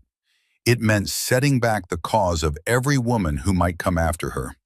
She thought about calling Uncle James, just to hear his voice, to get that steady perspective that had guided her for 26 years. But it was late, and she knew what he'd say anyway. Just do the work, kiddo. One task at a time. You don't climb a mountain by looking at the summit and getting overwhelmed. You climb it one step at a time, one foot in front of the other. Before you know it, you're at the top. She lay back on her bunk. Outside, Georgia crickets sang their evening songs. Somewhere in the distance, a training exercise was underway, the faint pop of blank ammunition carrying on the humid air. Tomorrow would bring the stalking exercise, the test that would separate those who understood camouflage from those who just wore it. And Bryn was ready. She'd been practicing invisibility since she was 15 years old, becoming part of the Oregon hills while hunting deer that could spot human movement at 300 yards. Animals that had been hunted for thousands of years and had evolved incredible detection abilities. The principles didn't change just because the audience did. Become part of the terrain. Move like water when you move. When you stop, become stone. Patience over speed. Certainty over haste. The same lessons Uncle James had taught her 1,000 times. She closed her eyes and let sleep come. The ghost in the grass. Day 9 dawned clear and hot, the kind of Georgia morning where the sun came up angry and the temperature hit 80 degrees before most people finished breakfast. The stalking exercise area was 2 miles from the main compound, a rolling field with scattered vegetation, slight elevation changes, and limited cover. The kind of terrain that looked easy from a distance, but was actually brutal for concealment. Open enough that you felt exposed, varied enough that you had to constantly adapt. Master Sergeant Brennan stood at the starting line with the class assembled before him. Behind him, 2 instructor towers rose 15 feet in the air, giving elevated views of the entire field. Like hunting stands, but for hunting students instead of deer. The objective is simple, Brennan said. From your starting position 200 yards out, stalk to within 150 yards of the target. You must remain undetected by the walkers, who will patrol the field looking for movement. You must reach the final firing position, identify yourself via radio, and demonstrate that you have a clear shot at the target. He gestured to 3 instructors wearing high-visibility orange vests, standing in the field with binoculars. The walkers will patrol constantly. They're experienced. They know what to look for. If they spot you, you fail. If you're spotted from the towers, you fail. If you take longer than 3 hours, you fail. This is not about speed. It's about patience and fieldcraft. Staff Sergeant Monroe added, "You'll go one at a time. We need to evaluate individual performance, not group movement. This isn't a team event. Draw numbers to determine order." Tucker Vaughn drew number 1. His face showed frustration. Going first meant no opportunity to learn from others' mistakes, no chance to see what worked and what didn't. Dawson Reed drew 5. Several others drew their numbers in sequence, soldiers calling out numbers and stepping aside. Bryn drew 17. Near the end of the order, that meant she'd spend most of the day watching and learning, understanding the patrol patterns, seeing where students were getting spotted, learning from their failures. Vaughn moved to the starting position at 700 hours. From there, the target flag was barely visible, a small orange marker near a lone tree in the middle distance. Brennan keyed his radio. "Walker 1, 2, 3, begin patrol. Student 1, you may begin when ready." Vaughn started his stalk. He moved low, using what little vegetation existed. crawling through patches of grass that barely came up to his knees. But even from the starting line, Bryn could see his mistakes. Moving too fast, creating a wake of movement in the grass like a shark fin through water. Not reading the micro-terrain for the dead spaces that would give him concealment from the elevated observation points. 8 minutes later, Walker 2 raised his hand. Visual contact. Student spotted at approximately 60 yards. Vaughn stood up, frustration clear on his face. He'd made it barely a third of the way. Student 2 fared better, made it 120 yards before being spotted from the tower. Too much movement, too fast. Student 3 reached 140 yards. Close, but not close enough. Spotted when he tried to cross an open area without waiting for the right moment. Dawson Reed went 5th. He moved with careful deliberation, using every depression and shadow line. Took his time. Made it to 155 yards, just 5 yards past the requirement. Officially passed, though barely. The morning wore on. Some students passed, more failed. The successful ones all shared common traits: extreme patience, careful route selection, ability to stay absolutely motionless when walkers came close. By noon, 12 students had attempted the course. 7 had failed. At 13:30 hours, Bryn's number was called. She moved to the starting position, studied the terrain through her binoculars for a full 5 minutes before moving, identified the dead spaces, the micro-terrain features that would provide concealment, plotted not the fastest route, but the safest, the route that minimized exposure to the towers and avoided areas where walkers seemed to focus their attention. The key was understanding what the observers could see. From ground level, the walkers had limited perspective. They could see movement and anything that contrasted with the background. But the towers had elevated views that could spot anything moving against the skyline or creating shadows that didn't belong. Different threats required different tactics. She'd need to stay in the low areas, move only when vegetation or terrain masked her from the towers. Time her movements for when walkers were looking elsewhere. Read the patterns. Exploit the gaps. Brennan's voice came over the radio. Student 17, you may begin when ready. Bryn adjusted her ghillie suit, making sure all the vegetation was properly attached. Check that nothing would snag or create noise.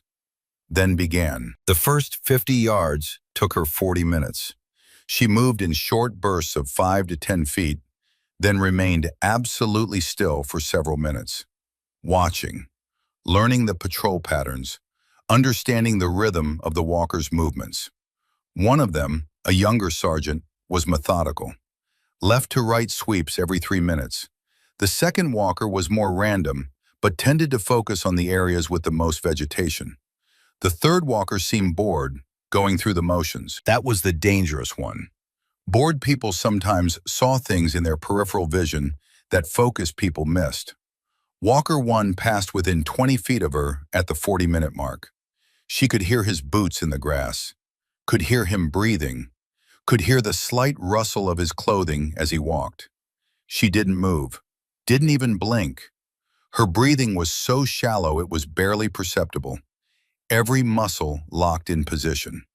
He walked past without seeing her. She waited another 5 minutes, then continued forward. The Georgia sun beat down. Inside the ghillie suit, the temperature had to be over 100 degrees. Sweat ran down her face, stinging her eyes, pooling in her collar, soaking her uniform. She couldn't wipe it away. Any movement might give her away. Pain is just data. It's not in charge. At the 90-minute mark, she'd covered 80 yards, not even halfway, but she was in a good position. A shallow depression that gave her complete concealment from the towers and limited visibility from the ground. She waited there for 20 minutes, letting a walker pass, letting the tower observers scan other areas of the field. Patience, Uncle James's voice in her head. Patience defeats panic. Then continued. The vegetation changed slightly as she moved forward. Less grass, more bare dirt. That meant more careful movement, slower progress. Dirt showed disturbance more easily than grass. Every movement left a mark that observers might notice. She modified her technique. Instead of the traditional low crawl, she used what Uncle James had called the side stroke method. Lying on her side, using her legs to push, keeping her profile as low as possible. Minimal ground disturbance, slow but certain, inch by inch, foot by foot. The stalking exercise continued. Bryn moved through the Georgia field like water finding its path. At 2 hours and 17 minutes, she keyed her radio from 145 yards. Student 17, in position. Brennan's voice came back. Stand and identify yourself. She rose slowly from the earth. Pine needles and grass fell away. The ghillie suit had become so much a part of the terrain that standing created a visible transformation. Brennan and Monroe walked to her position. They stood, looking at the ground where she'd been lying, examining the minimal disturbance she'd created. Monroe paced off the distance with a rangefinder. 145 yards. Pass. Brennan looked at her directly. How long were you in that final position before you called it in? Approximately 3 minutes, Sergeant. Why didn't you call it in immediately upon reaching the required distance? I wanted to ensure I had a solid firing position and complete concealment before breaking radio silence, Sergeant. Brennan nodded slowly. Walker 2 passed within how many feet of your position during the stalk? 8 to 10 feet, Sergeant. Did you consider moving when you saw him approaching? No, Sergeant. Movement draws the eye. Stillness creates invisibility. Monroe stepped closer. That side stroke technique you use in the final approach. Where did you learn that? That's not in any Army manual I've seen. My uncle taught me, Sergeant, for hunting in terrain with sparse cover. When you can't hide behind things, you become part of the ground itself. The two instructors exchanged a look. Something passed between them. Recognition, maybe. Brennan said, that was the longest successful stalk we've seen this class. 2 hours and 47 minutes to cover 150 yards. Most students who pass do it in 90 minutes to 2 hours. They rush. Part 3, The Reckoning, Storm and Steel. Week 3 arrived with weather that looked like punishment from an angry god. Dark clouds rolled in from the west on day 15, bringing humidity so thick it felt like breathing through a wet cloth. The sky had that bruised purple appearance that promised rain before noon, and possibly thunder that would make outdoor training interesting. Master Sergeant Brennan stood at the range briefing area, seemingly unconcerned by the approaching storm. Behind him, 3 target arrays were visible at varying distances, steel silhouettes that would ring when hit, providing instant feedback. Today we test unknown distance engagement, he announced to the assembled students. 19 soldiers now, down from the original 28. 9 had washed out, Emma on land nav, others on various failures. The class was being refined like ore in a furnace. You will engage 3 targets. You do not know the exact distances. You will range them using your equipment, calculate your holds, and engage. You have 60 seconds per target. 3 targets total. Weather is not a factor in grading. Real-world conditions are never ideal. Learn to work with what you have. Staff Sergeant Monroe added, targets are at 300, 550, and 780 yards, plus or minus 10 yards. Wind is currently 15 miles per hour, gusting to 20. Rain is expected within the hour.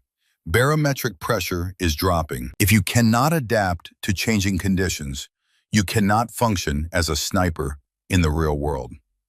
The students drew numbers for firing order, the ritual that determined who would shoot and when.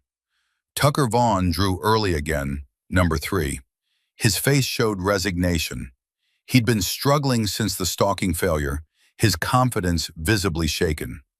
The cocky energy from the first week was gone, replaced by determination mixed with doubt. Dawson Reed drew 7. Several others filled out the middle positions. Bryn drew 15, second to last. That meant she'd have the worst conditions. The rain would be falling by then. Wind would be unpredictable. But it also meant she'd have time to observe and learn. The first student stepped to the line at 0800 hours. By 0815, light rain had begun. Gentle drops that didn't seem like much but changed everything. Visibility decreased. Mirage patterns in the scopes shifted. Wind became harder to read. By the time the fourth student fired, it was a steady drizzle that reduced visibility in complicated wind reading. Soldiers were getting wet. Equipment was getting wet. The concrete firing line was becoming slick. Tucker Vaughn approached the firing line for his turn. Through the rain, Bryn could see his jaw set with determination. He'd been practicing every spare moment since his stalking failure, trying to rebuild what had been shaken. Spending extra hours on the range, asking instructors questions, working harder than she'd ever seen him work.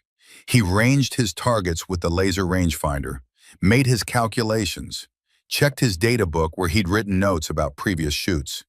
Fired at the 300-yard steel. Hit. The metallic ring carried across the range, even through the rain. Second target, 550 yards. He took longer this time, studying the rain, the wind indicators, the flags hanging limp and wet. Fired. Miss. The round impacted dirt behind the target, creating a small splash of mud. He cycled the bolt, adjusted his scope, fired again. Hit. Third target, 780 yards. The rain was intensifying, wind gusting unpredictably. He studied it for 30 seconds, clearly fighting internal doubt, made his adjustment, fired. Miss. Out of time. 2 out of 3 targets. Passing, but not distinguished. Not the performance he wanted. As he walked off the line, Bryn saw the frustration in his posture. Shoulders tight, jaw clenched. He was capable of better, but the conditions had gotten inside his head. The morning progressed. Most students hit 2 of 3 targets. One exceptional shooter hit all 3. Several hit only 1, receiving failing marks for the evolution. The rain sorted the prepared from the unprepared. By the time student 14 finished, the rain had become heavy. Not quite a downpour, but persistent rain that soaked everything and created mirage effects in the scopes that made ranging difficult. Dawson Reed was student 14. He approached the line with visible apprehension. Rain dripped from his cap brim, running down his face. He ranged the first target, adjusted for the rain, fired, hit. Second target, longer calculation, consultation with his data book, fired, hit. Third target, the 780-yard steel, barely visible through rain and mist. He took the full 60 seconds, making adjustments, second-guessing himself, changing his mind twice. Finally fired. Miss. 2 out of 3. He walked off looking disappointed but not defeated. He'd passed. That was what mattered. Student 15 fired. Hit 1 target, missed 2. Failed the evolution.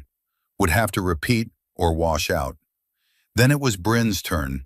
She approached the firing line at 11:45 hours. The rain was steady, wind gusting between 15 and 25 miles per hour from roughly 10 o'clock. The kind of conditions that would make most recreational shooters pack up their equipment and go home. The kind of conditions that made you question why you were out there at all. But these weren't recreational conditions. They were real-world conditions. The kind of weather that didn't care about your comfort or your schedule or your preferences. She assumed her prone position. The ground was wet, mud already forming under her elbows, water soaking through her uniform. She didn't care. Discomfort was just data, information about the environment, not a reason to perform poorly. Through her scope, she ranged the first target. The laser rangefinder read 307 yards. Close enough to 300 that the difference barely mattered for hold calculation. But the wind did matter. And the rain. Rain affected bullet trajectory, but not as much as most people thought. The drops themselves had minimal impact. The real issue was the wind, and how rain changed air density, invisibility, and wind patterns. She watched the grass between her position and the target, watched how it bent, left to right, gusting, not consistent. The kind of wind that required timing, not just calculation. She made her windage calculation, settled her breathing, waited for a lull in the wind. Patience, always patience. Squeezed the trigger. The steel rang. Center mass hit. Brennan's voice from the tower. Hit. Continue. Second target. She ranged it. 553 yards. The wind was shifting. She could see it in the vegetation patterns. Grass bending one direction, then another. What had been a left-to-right wind was now quartering, coming from forward left. That changed everything. A quartering wind pushed the bullet differently than a pure crosswind. You had to calculate the vector components. Forward component and lateral component. More complex math in the 60-second time limit. She calculated her hold. 0.7 of a mil for wind. 3.8 mils for elevation. Rain impact minimal at this range. But she didn't fire immediately. Waited. Watched the grass. Watched the mirage patterns in her scope. The way heat and rain created optical distortions that told stories about what the air was doing. The wind steadied for just a moment. Not calm, but consistent. A pattern she could work with. She fired. Hit. The ring of steel confirmation. Hit. Continue to final target. The 780-yard steel was barely visible through the rain. At that distance, the round would be in flight for just over a second. A lot could happen in a second. A lot of wind, a lot of vertical and horizontal drift, a lot of variables she couldn't control. She ranged it, 784 yards. Made her initial calculations. 6.8 mils elevation, 2.1 mils right windage for the quartering wind and Coriolis drift combined. But something felt wrong. The numbers were mathematically correct, but instinct said they weren't complete. That feeling Uncle James had taught her to trust. The feeling that came from 10,000 shots in 10,000 conditions. She thought back to a conversation with Uncle James years ago. They'd been shooting in rain, similar conditions to this. He told her something that wasn't in any manual, wasn't in any training program. Rain changes how light moves through air, changes how your scope shows you the target. What you see isn't quite where the target is. Trust your numbers more than your eyes when conditions get weird. She closed her eyes for 3 seconds, ran the calculation again in her head, felt the wind on her left cheek, heard it moving through the trees behind the tower, listened to what it was telling her, opened her eyes, made a slight adjustment, another 1/4 mil right windage. Nothing the math strictly required, but something her instinct demanded. The difference between correct and complete. Settled the crosshairs on a point in space where mathematics and experience said the bullet would meet the target. 30 seconds left on the clock. Her breathing slowed until it was barely perceptible. Her heartbeat became background noise. The world narrowed to the reticle and the barely visible steel in the space between them. She squeezed. The rifle bucked. Through the scope she watched, waiting. The second of flight time felt like an hour. From the tower, Brennan's voice after a long pause. Hit. Dead center. She stood, cleared her weapon, shouldered her rifle. No celebration, no emotion, just the work, completed. But as she walked off the line, she heard Tucker Vaughn's voice from where the students stood watching under a shelter. Lucky shot. She stopped, turned to face him. Her uniform was soaked. Rain dripped from her cap. She looked him directly in the eyes. Her voice was calm, even. Want me to do it again? Complete silence. The rain drummed on the range roof. Somewhere in the distance, thunder rumbled. Students shifted uncomfortably. You didn't challenge instructors. You didn't volunteer for extra work. You took your pass and moved on. Everyone knew the rules. But something in Bryn had shifted. She was tired of the quiet doubts, tired of the whispers, tired of being good enough to pass, but not good enough to be believed. Tired of every success being attributed to luck or favorable conditions or anything except skill. Monroe and Brennan exchanged a glance from their positions. Something unspoken passed between them. Brennan's voice carried across the range. Go ahead, Captain. Same target. Whenever you're ready. Bryn returned to the firing line, assumed her position again. The mud was deeper now, her uniform completely soaked through, water running down her arms. She didn't use the rangefinder this time. She'd already ranged the target, knew the distance. 784 yards. The conditions hadn't changed significantly in the 30 seconds since her first shot. This wasn't about gathering data. This was about demonstrating mastery, about proving that the first shot wasn't luck, about showing that she could do it again when everyone was watching and doubt was thick in the air. She chambered a fresh round, settled into her sight picture. The target was still barely visible through intensifying rain. Made the same calculations, same holds, but this time the wind had shifted slightly. More velocity, still quartering from forward left, but stronger. Gusts hitting 25 instead of 20. She adjusted, added another half-mil right, trusted her instinct, trusted 10,000 shots that had taught her body to read conditions her conscious mind couldn't fully articulate. Fired. The pause felt eternal. Rain fell. Thunder rumbled closer. The world held its breath. Brennan's voice. Impact. 6 inches left of the first shot. Wind drift pushed it. That's a confirmed kill. Both times. Both center mass on a man-sized target. She stood, cleared her weapon again, walked off the line. The assembled students were silent. No comments, no whispers. The kind of silence that comes when people have just witnessed something that challenges their assumptions. Dawson Reed was the first to speak, his voice quiet but audible in the silence. That's not luck. That's something else. That's something I don't have.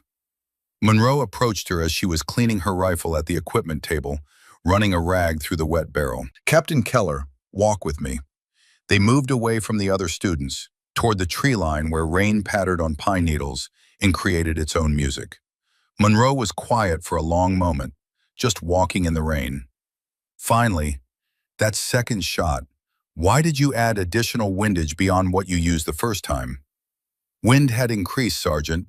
Gusts were stronger, more consistent from the same direction. You didn't use a wind meter the second time, didn't check the flags. No, Sergeant. I read it through vegetation movement and feel. Feel? Yes, Sergeant. Monroe stopped walking and turned to face her.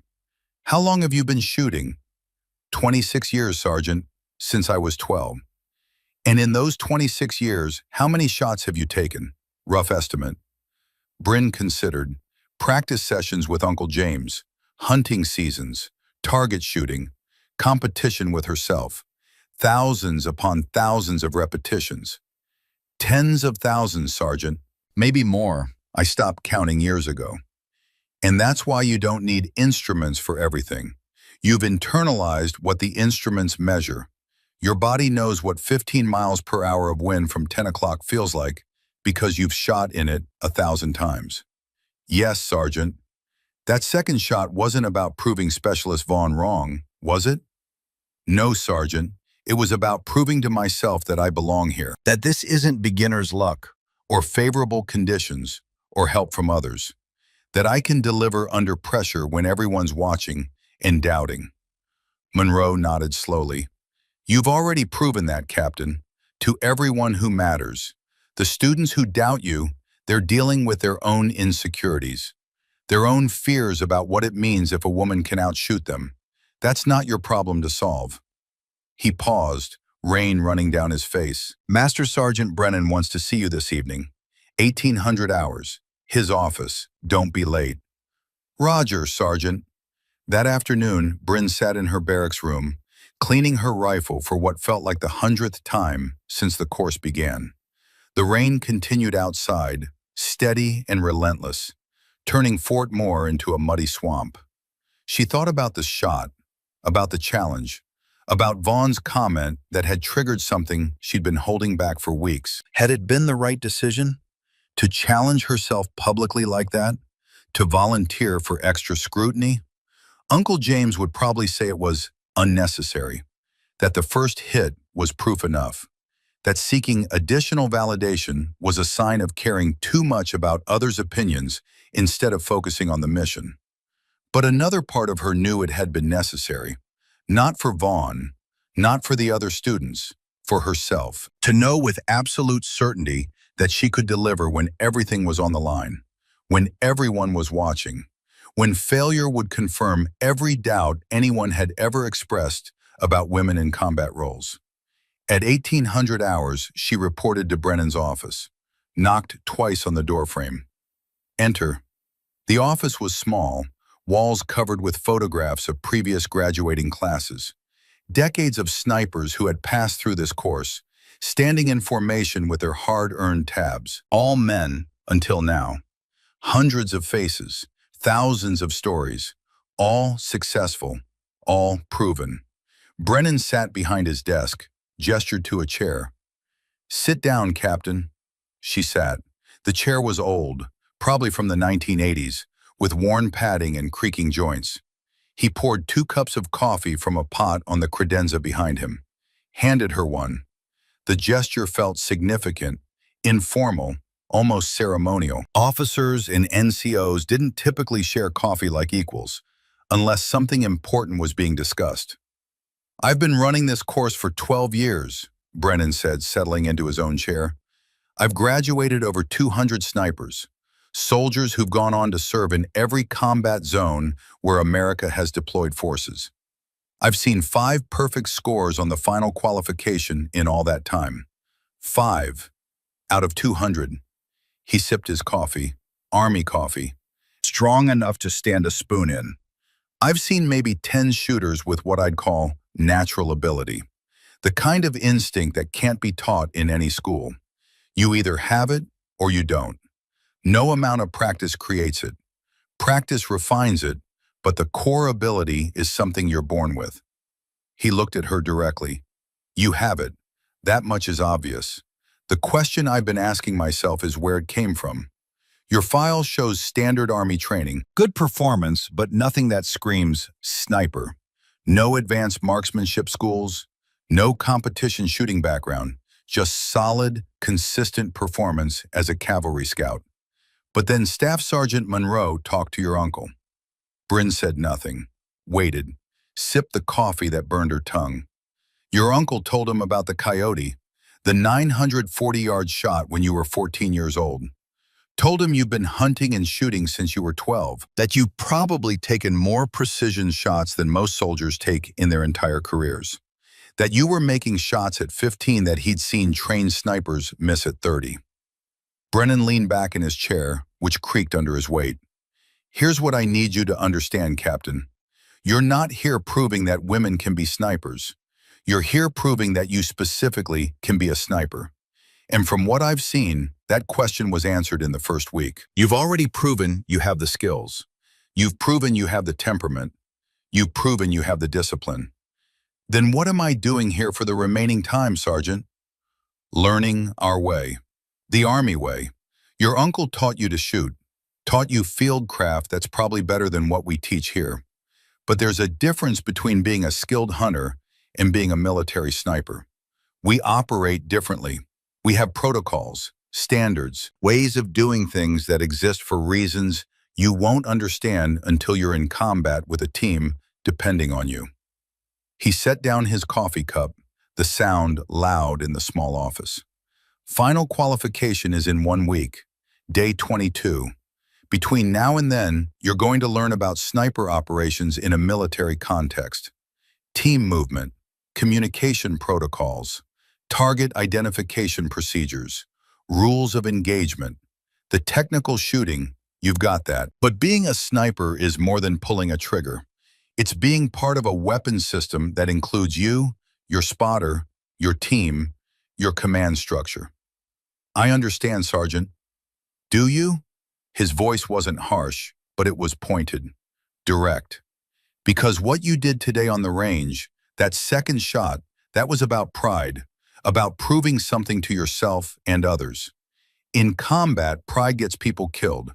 You take the shot you need to take, not the shot that makes you feel better about yourself, not the shot that proves you're as good as everyone else. Just the shot that accomplishes the mission. The words hit harder than Bryn expected. Truth often did. You're right, Sergeant. It won't happen again. Brennan's expression softened slightly. The hard edges became less sharp. I'm not criticizing your ability. I'm teaching you discipline. You have remarkable talent. Natural ability that most people would kill for. But talent without discipline is just potential. And potential doesn't graduate from this course. Performance does. Disciplined, consistent, mission-focused performance. Yes, Sergeant. One more thing. Final qualification is 10 shots at unknown distances from 200 to 1,000 yards. You need 8 hits to pass. Historically, about 40% of students who make it to the final fail. The pressure is enormous. The conditions are never ideal. Most students overthink it and fall apart. They second-guess every decision. They let the pressure get inside their heads. He leaned forward, his eyes intense. You won't. You've been doing this since before most of these soldiers knew what a rifle was. You've been making difficult shots under pressure since you were 14 years old. Just remember, you're not competing against them. You're not proving anything to them. You're not carrying the weight of all women everywhere. You're just hitting targets. That's all. Targets that don't care who you are or what you represent. They just exist. Hit them. Everything else is noise. Uncle James's words coming from a different voice. The same truth expressed by different people who understood it. Roger, Sergeant. Dismissed. She stood, saluted. He returned it. She walked out into the rain-soaked evening, her mind turning over everything he'd said. The quiet before. The next 6 days passed in a blur of instruction and preparation. The final sprint before the ultimate test. Classroom sessions on target identification. How to distinguish combatants from civilians at distance when both might be wearing similar clothing. The rules of engagement that govern when snipers could and couldn't take shots. The legal and ethical frameworks that separated military snipers from assassins. War crimes and Geneva Conventions, and the laws that applied even in chaos. Field exercises on team movement. How 2 snipers worked together, one shooting while the other spotted and provided security. How they communicated without radios when silence was required. Hand signals that had been developed over decades. The intricate dance of coordination that kept both operators safe and effective while accomplishing the mission. Bryn absorbed it all. These were the pieces she'd been missing. The military framework that transformed individual skill into professional capability. The difference between being a good shooter and being a military sniper. Tucker Vaughn had changed after the range incident, not dramatically, but noticeably. The edges had softened.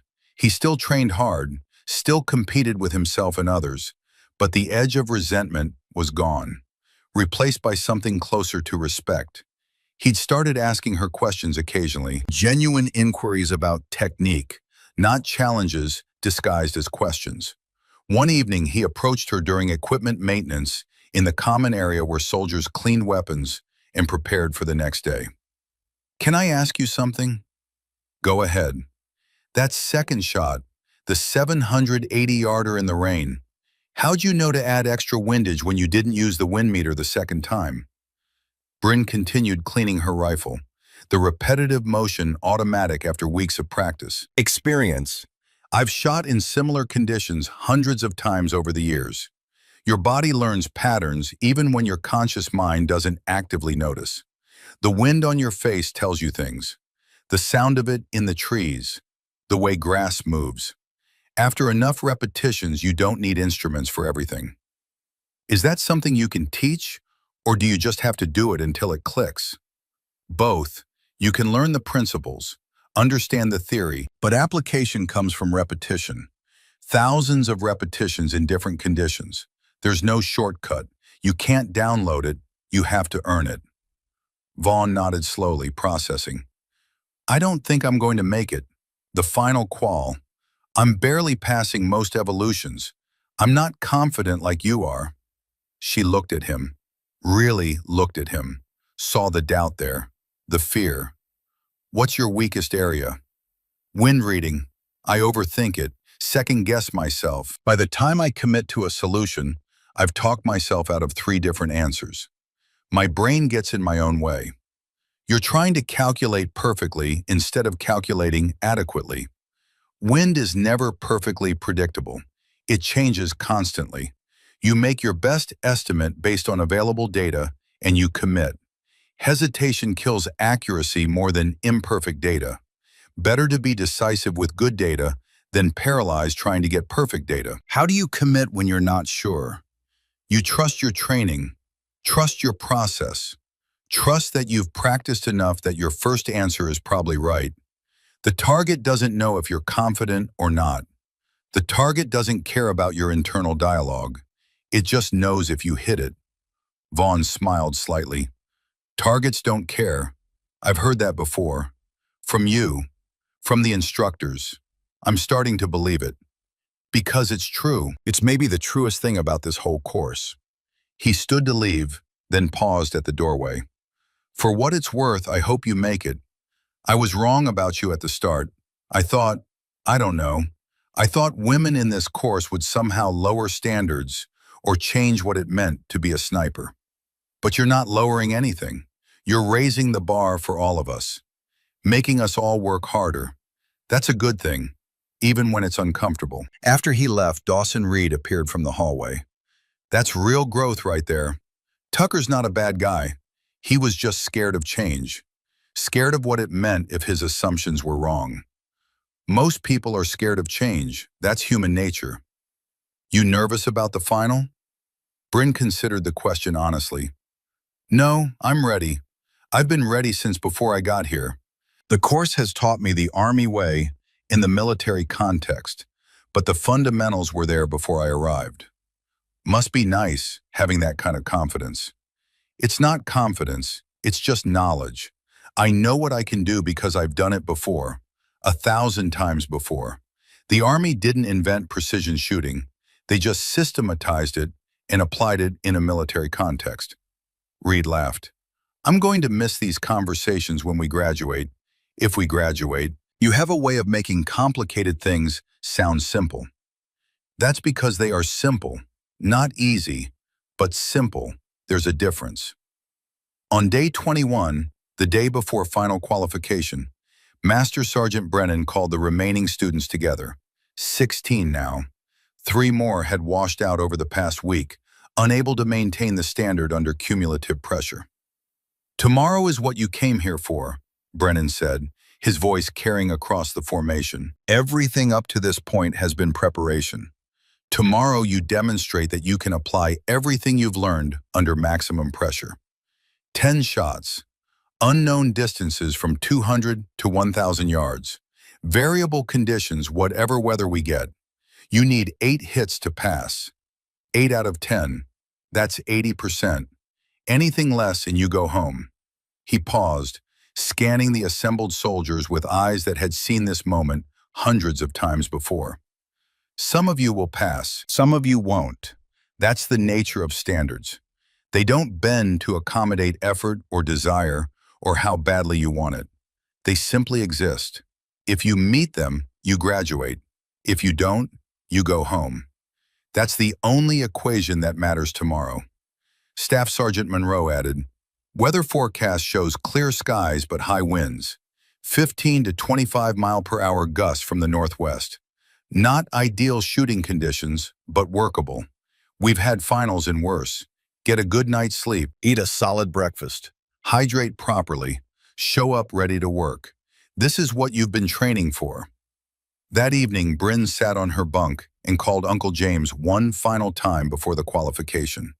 The phone rang 3 times before he picked up. How you feeling, kiddo? Tomorrow's the big day.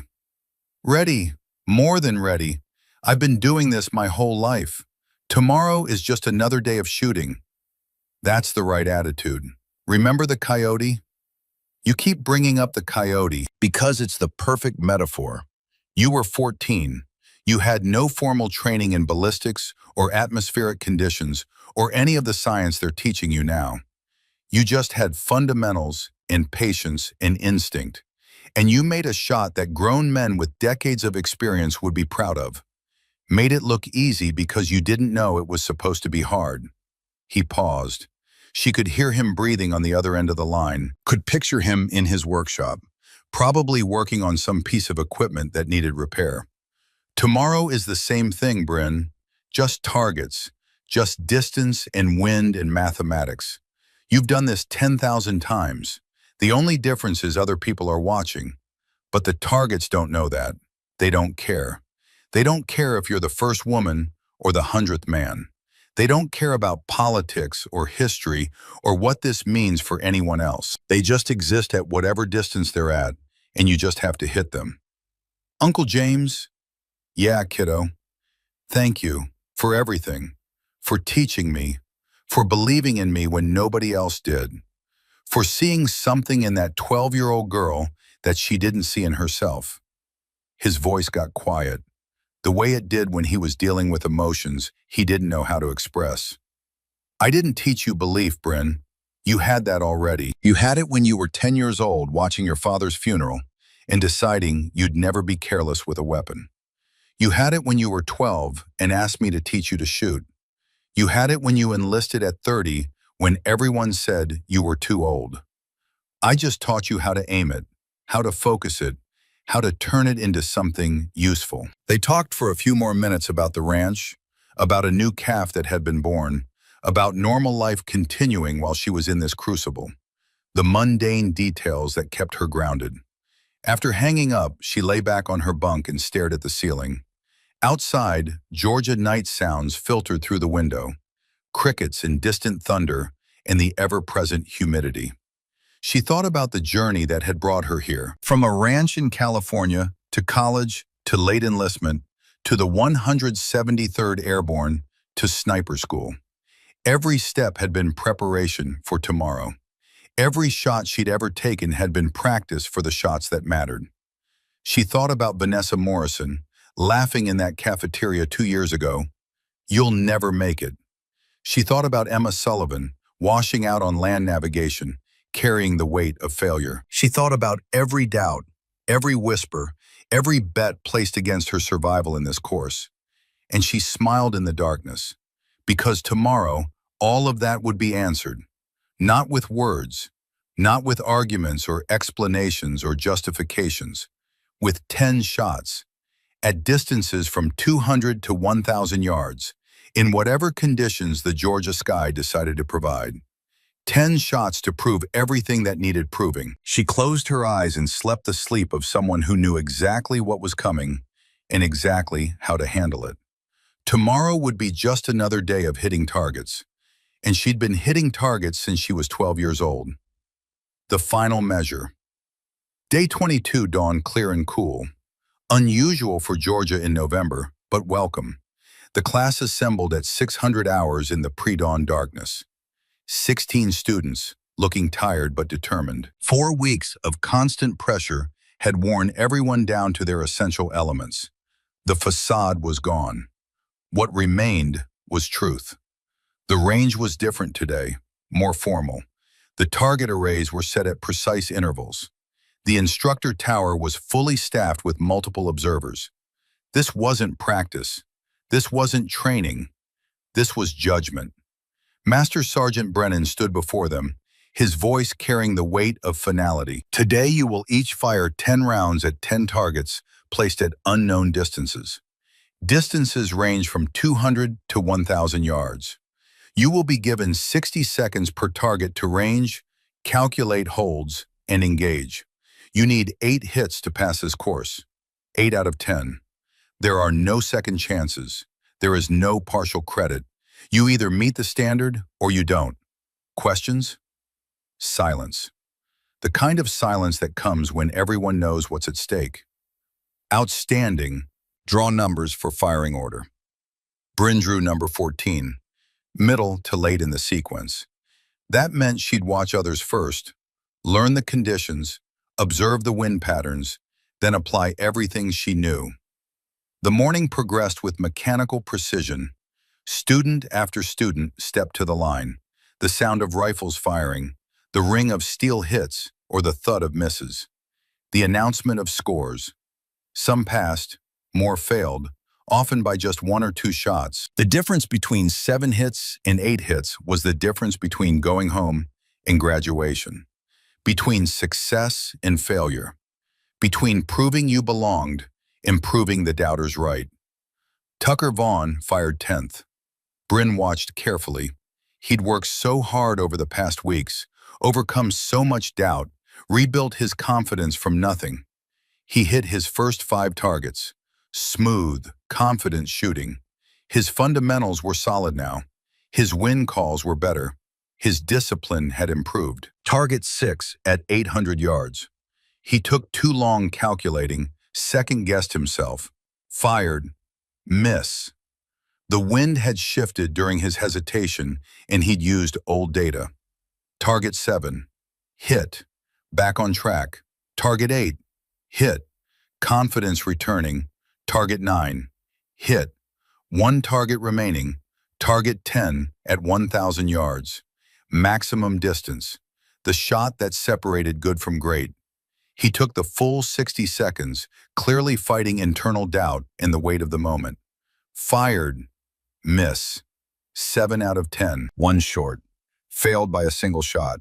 He stood from the firing line, face showing controlled devastation. 4 weeks of work, ended by a single miss. He'd be back next cycle if they let him try again. But today, he'd failed. As he walked past, Bryn caught his eye. She nodded once. Warrior acknowledgement.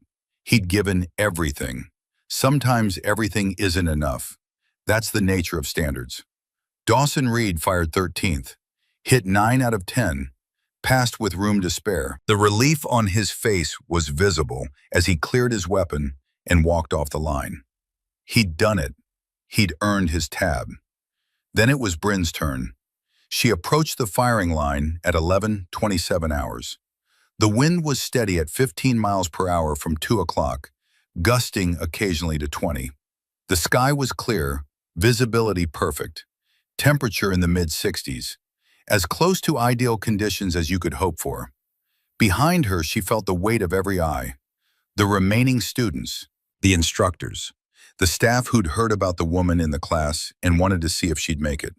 She settled into her prone position, the familiar solidity of the ground beneath her, the rifle an extension of her body, the scope an extension of her eyes. This was her element. This was where she belonged. Target 1 appeared at 200 yards. She ranged it with the laser. 203 yards. Simple shot. Almost too simple. She made her adjustment and fired without overthinking it. Hit, hit, continue. Target 2 at 350 yards. Wind more pronounced at this distance. She calculated, adjusted for the 2 o'clock wind, fired. Hit, hit, continue. Target 3 at 500 yards. Exactly the kind of shot she'd made 1,000 times growing up. She fired without hesitation, her body knowing what to do before her mind finished calculating. Hit, hit, continue. Target 4 at 650 yards. The wind gusted just as she was about to fire. She waited, finger on the trigger, but not pulling. Let the gust pass. Fired when it settled to baseline. Hit, hit, continue. Target 5 at 800 yards. This was the range where atmospheric conditions started mattering more, where small errors compounded into misses, where luck ended and skill began. She calculated carefully. Temperature 58 degrees. Humidity moderate. Barometric pressure standard. Wind 15 miles per hour from 2 o'clock. All the variables that affected bullet flight over 3/4 of a mile. Made her adjustment. Trusted her calculation. Fired. Hit. Hit. Continue. 5 for 5. She needed 3 more hits out of 5 remaining shots to pass. But passing wasn't enough. Not for her. Not for what this meant. Target 6 at 850 yards. She ranged it, ran her calculation in the mental spreadsheet she'd built over 26 years. But something felt wrong. The math was correct, but her instinct disagreed slightly. She thought back to the range shot from the previous week, to Uncle James's voice echoing across the years. Trust your numbers more than your eyes, but trust your gut more than both. She added a quarter-mil windage beyond what the strict mathematics required, a correction based on feel and experience, and 10,000 shots that had taught her when the math was right and when it was incomplete. Fired. Hit. Hit. Continue. Target 7 at 900 yards. The wind was swirling now, less predictable than it had been. She watched the vegetation between her position and the target, saw it bend left, then right, then left again. No consistent pattern, no rhythm she could work with. She waited. 40 seconds remaining. 30 seconds. 20. Other students would panic, would force a shot, would accept imperfect conditions because time was running out. She waited. Patience. Always patience. The wind steadied. Not calm, but consistent. A pattern she could predict for the next few seconds. She fired. Hit. Hit. Continue. 7 for 7. One more hit guaranteed graduation. She'd already passed the threshold. The remaining 3 shots were technically unnecessary. But something in her refused to coast, refused to finish with anything less than her absolute best. This wasn't about passing, this was about mastery. Target 8 at 920 yards. She ranged it, made her calculation, fired with growing confidence that came from knowing she'd already succeeded. Hit. Hit. Continue. 8 for 8. Graduation secured. The tab was hers. Everything after this was excess. Unnecessary. Extra.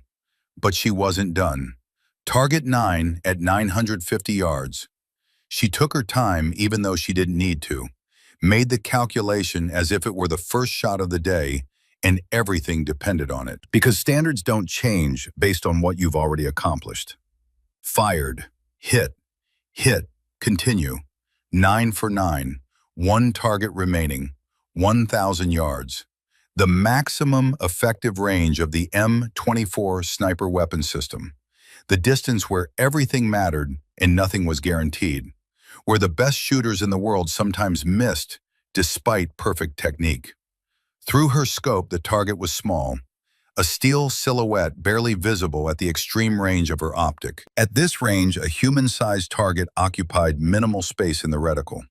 The bullet would be in flight for over a second, an eternity for wind and gravity and atmospheric conditions to work their influence. She ranged it carefully, 1,003 yards, ran her calculation. Elevation, 7.9 mils. Substantial holdover. Windage, 2.6 mils right for the 2 o'clock wind and Coriolis drift combined. But she didn't fire immediately, closed her eyes for 3 seconds. The same 3-second pause she'd used since she was 14 years old. The moment of absolute focus before the trigger broke. She saw herself at 14 on that Oregon hillside, the 940-yard coyote. Uncle James beside her saying it was too far. The impossible shot she'd made because she didn't know it was impossible. Because she hadn't been burdened by the weight of expectations. She saw Vanessa Morrison laughing in the cafeteria. "You'll never make it." She saw Emma Sullivan washing out, carrying the weight of representing all women. She saw every doubt, every whisper, every person who'd said she couldn't. And then she let it all go, released it like smoke. None of it mattered. None of it affected the physics of the shot. Opened her eyes, made a micro-adjustment, added one more click of windage. Something the math didn't strictly require, but her instinct demanded. The difference between textbook and mastery settled the crosshairs on a point in space where 26 years of experience told her the bullet and target would intersect. Slowed her breathing until it was barely perceptible.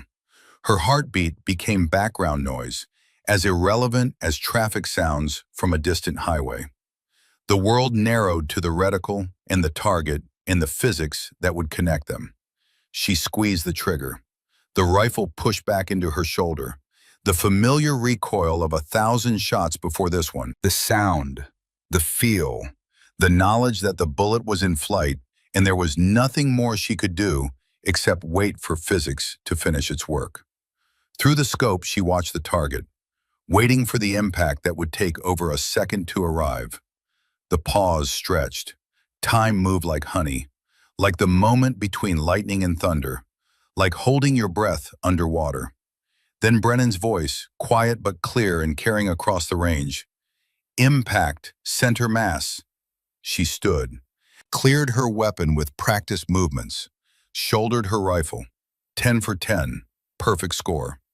As she turned from the firing line, she saw Brennan standing at attention, something she hadn't seen him do for any other student in 4 weeks. He approached with Monroe beside him, extended his hand. She shook it. "That's the first perfect score this class has seen in 2 years," Brennan said, loud enough for everyone to hear. "Captain Keller, you've demonstrated complete mastery of every aspect of this course. Marksmanship, fieldcraft, mental discipline. Well done." "Thank you, Sergeant."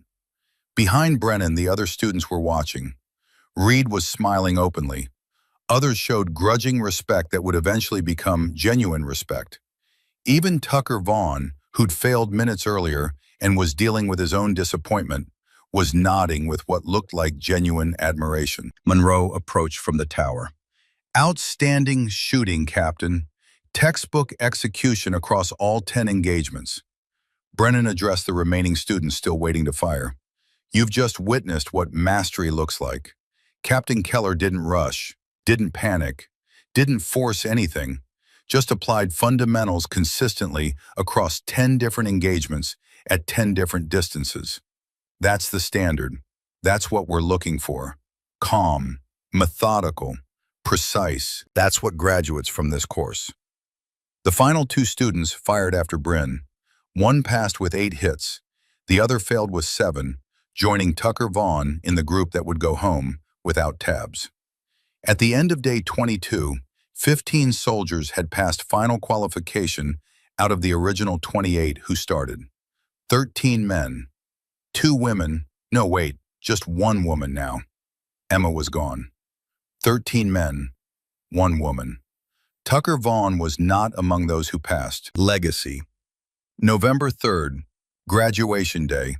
The Fort Moore graduation field was packed with families, parents who'd driven or flown from across the country, spouses, children, people who'd supported these soldiers through 4 weeks of the hardest training the Army offered.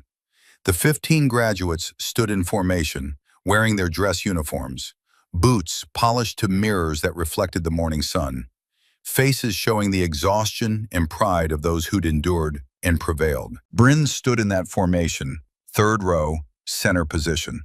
On her chest, her existing military decorations, airborne wings, deployment patches, the accumulated evidence of 7 years of service. By the end of today, she'd have one more, the sniper tab, black and gold, earned through 4 weeks of sustained excellence under pressure. In the crowd, she could see Uncle James, 56 years old now, wearing his Marine Corps jacket despite the Georgia heat, arms crossed in that characteristic stance. That slight smile that meant he was proud but wouldn't make a scene about it. Beside him, her mother wiping tears from her eyes. Her younger sister holding a small sign that said, "Sniper School Graduate," with a heart drawn in marker. They'd missed basic training because of COVID restrictions. This was the first time they'd seen her in uniform since her enlistment 7 years ago. Master Sergeant Brennan stood at the front of the formation. Behind him, a table with 15 black and gold tabs, each representing 4 weeks of sustained excellence, of meeting standards that didn't bend, of proving you belonged. The ceremony was brief. No long speeches about heroism or sacrifice, just facts, names called, tabs awarded, handshakes with the commandant. Captain Bryn Keller, she stepped forward, snapped a perfect salute that would have made her drill sergeant proud. The commandant, a full colonel with gray hair and combat patches from 3 wars, returned it. "Congratulations, Captain. You've earned this. You represent the highest standards of marksmanship and professionalism. Well done." He pinned the tab to her uniform. The weight was negligible, a few ounces of cloth and thread. But the meaning was everything.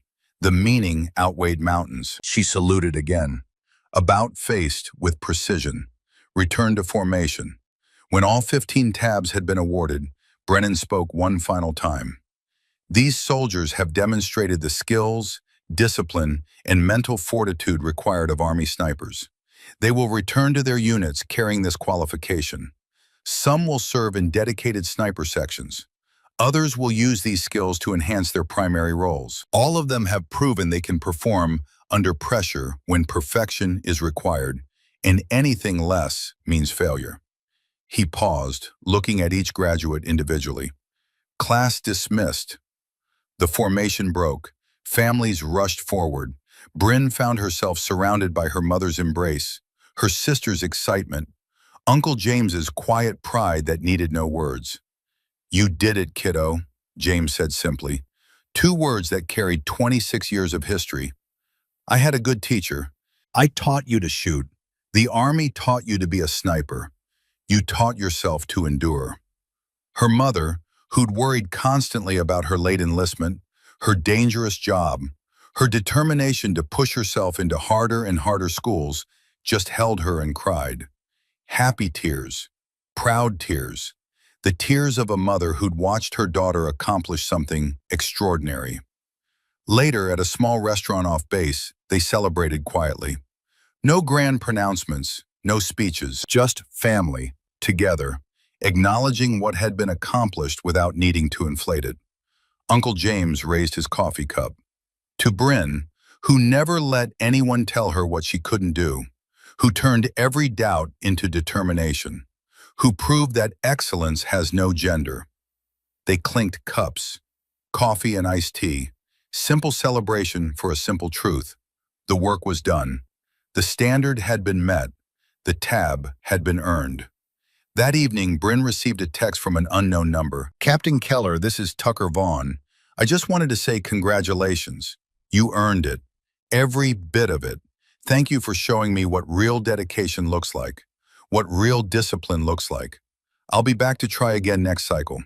Going to practice everything you taught me, and I'll make it this time. TV." She smiled and typed a response. "You'll make it next time. Trust your process. Don't overthink. The targets don't care about your doubts. B.K." 3 days later, Bryn's orders arrived. She wasn't returning to the 173rd Airborne immediately. First, she had a 3-week assignment to the Arctic Sniper Course in Alaska as a student turned assistant instructor. They wanted her skills, her patience, her ability to communicate complex techniques to struggling students in terms they could understand.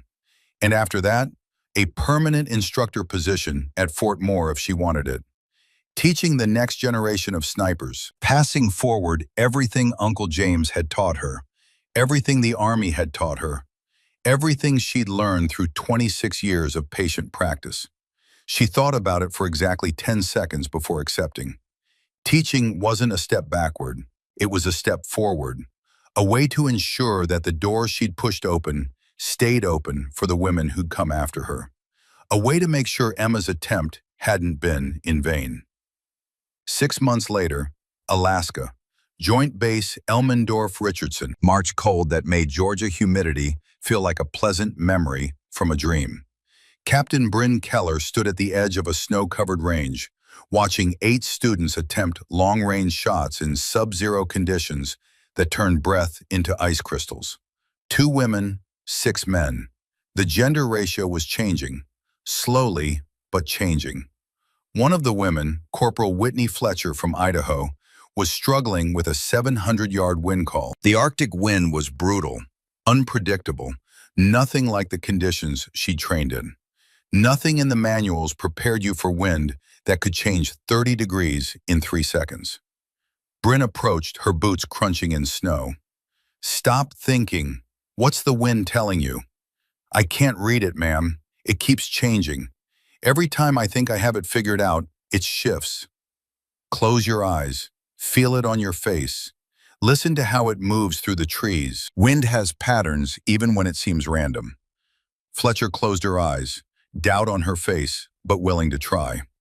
Stood there for 30 seconds, breathing, feeling, listening, then opened them and made an adjustment to her scope, changed her hold, settled her breathing, fired, hit. The steel rang clear in the cold air. Fletcher turned, surprise and pride mixed on her face. How did you know that would work? Because someone taught me the same thing when I was 12 years old. My uncle.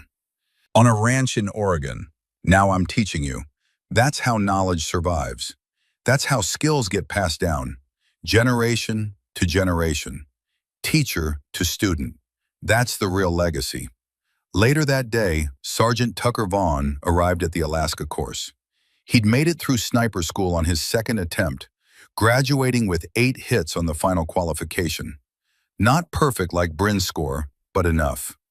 More than enough. He was assigned to the Arctic course for advanced cold weather sniper training. When he saw Bryn, he smiled with genuine warmth. Captain Keller, should have known you'd be here. Heard they were sending their best instructor to Alaska. Vaughn, heard you made it through on your second try. Congratulations. That takes guts, coming back after failing. Barely made it. Used everything you taught me. Trusted my process. Stopped overthinking. Made the win calls and committed to them. Still not as good as you, but good enough to pass. Good enough is all the standard requires. You earned your tab. That's what matters. They stood together watching the students work through their exercises. Wind howled across the Alaska range, carrying snow that felt like needles against exposed skin. You planning to stay in instruction? Vaughn asked. For a while. Someone has to teach the next generation. Might as well be someone who remembers what it's like to be doubted. Someone who, as the sun set over the Alaska mountains, painting the sky in shades of orange and purple that seemed impossible, Bryn stood at the range entrance and placed a small stone cairn. A private memorial. Not for anyone who died, but for everyone who doubted. For Emma Sullivan, who tried and failed, but paved some of the way. For Vanessa Morrison, who laughed but provided fuel. For every whispered bet that she'd quit, every assumption that she wasn't strong enough, every moment of doubt that had been transformed into determination. She touched the sniper tab on her uniform, black and gold, earned through patience, skill, and an absolute refusal to let other people's limitations become her own. In her pocket, her phone buzzed. A text from Uncle James. How's Alaska? She typed back. Cold, beautiful, teaching, making you proud. His response came immediately. You've been making me proud since you were 12 years old. This is just the world catching up. Keep teaching, keep passing it forward. That's how legacies are built. She smiled, put her phone away, walked back to the instructor building where tomorrow's lesson plans waited. The work was never finished. There would always be more students, more people to teach, more doors to hold open for those coming behind, more doubts to overcome, more standards to meet, more targets to hit. But tonight, standing in the Alaska cold with her tab on her chest and students learning the craft she loved, she allowed herself a moment of satisfaction. She'd proven everything that needed proving, not with words, not with arguments or explanations or justifications. With 10 perfect shots on a November day in Georgia, with 4 weeks of sustained excellence under pressure, with the quiet demonstration that competence has no gender, excellence has no gender, and patience defeats every doubt. Some legacies are loud, announced with fanfare and headlines. Some are silent, passed from teacher to student in moments of trust. The best ones just hit their target. Every single time.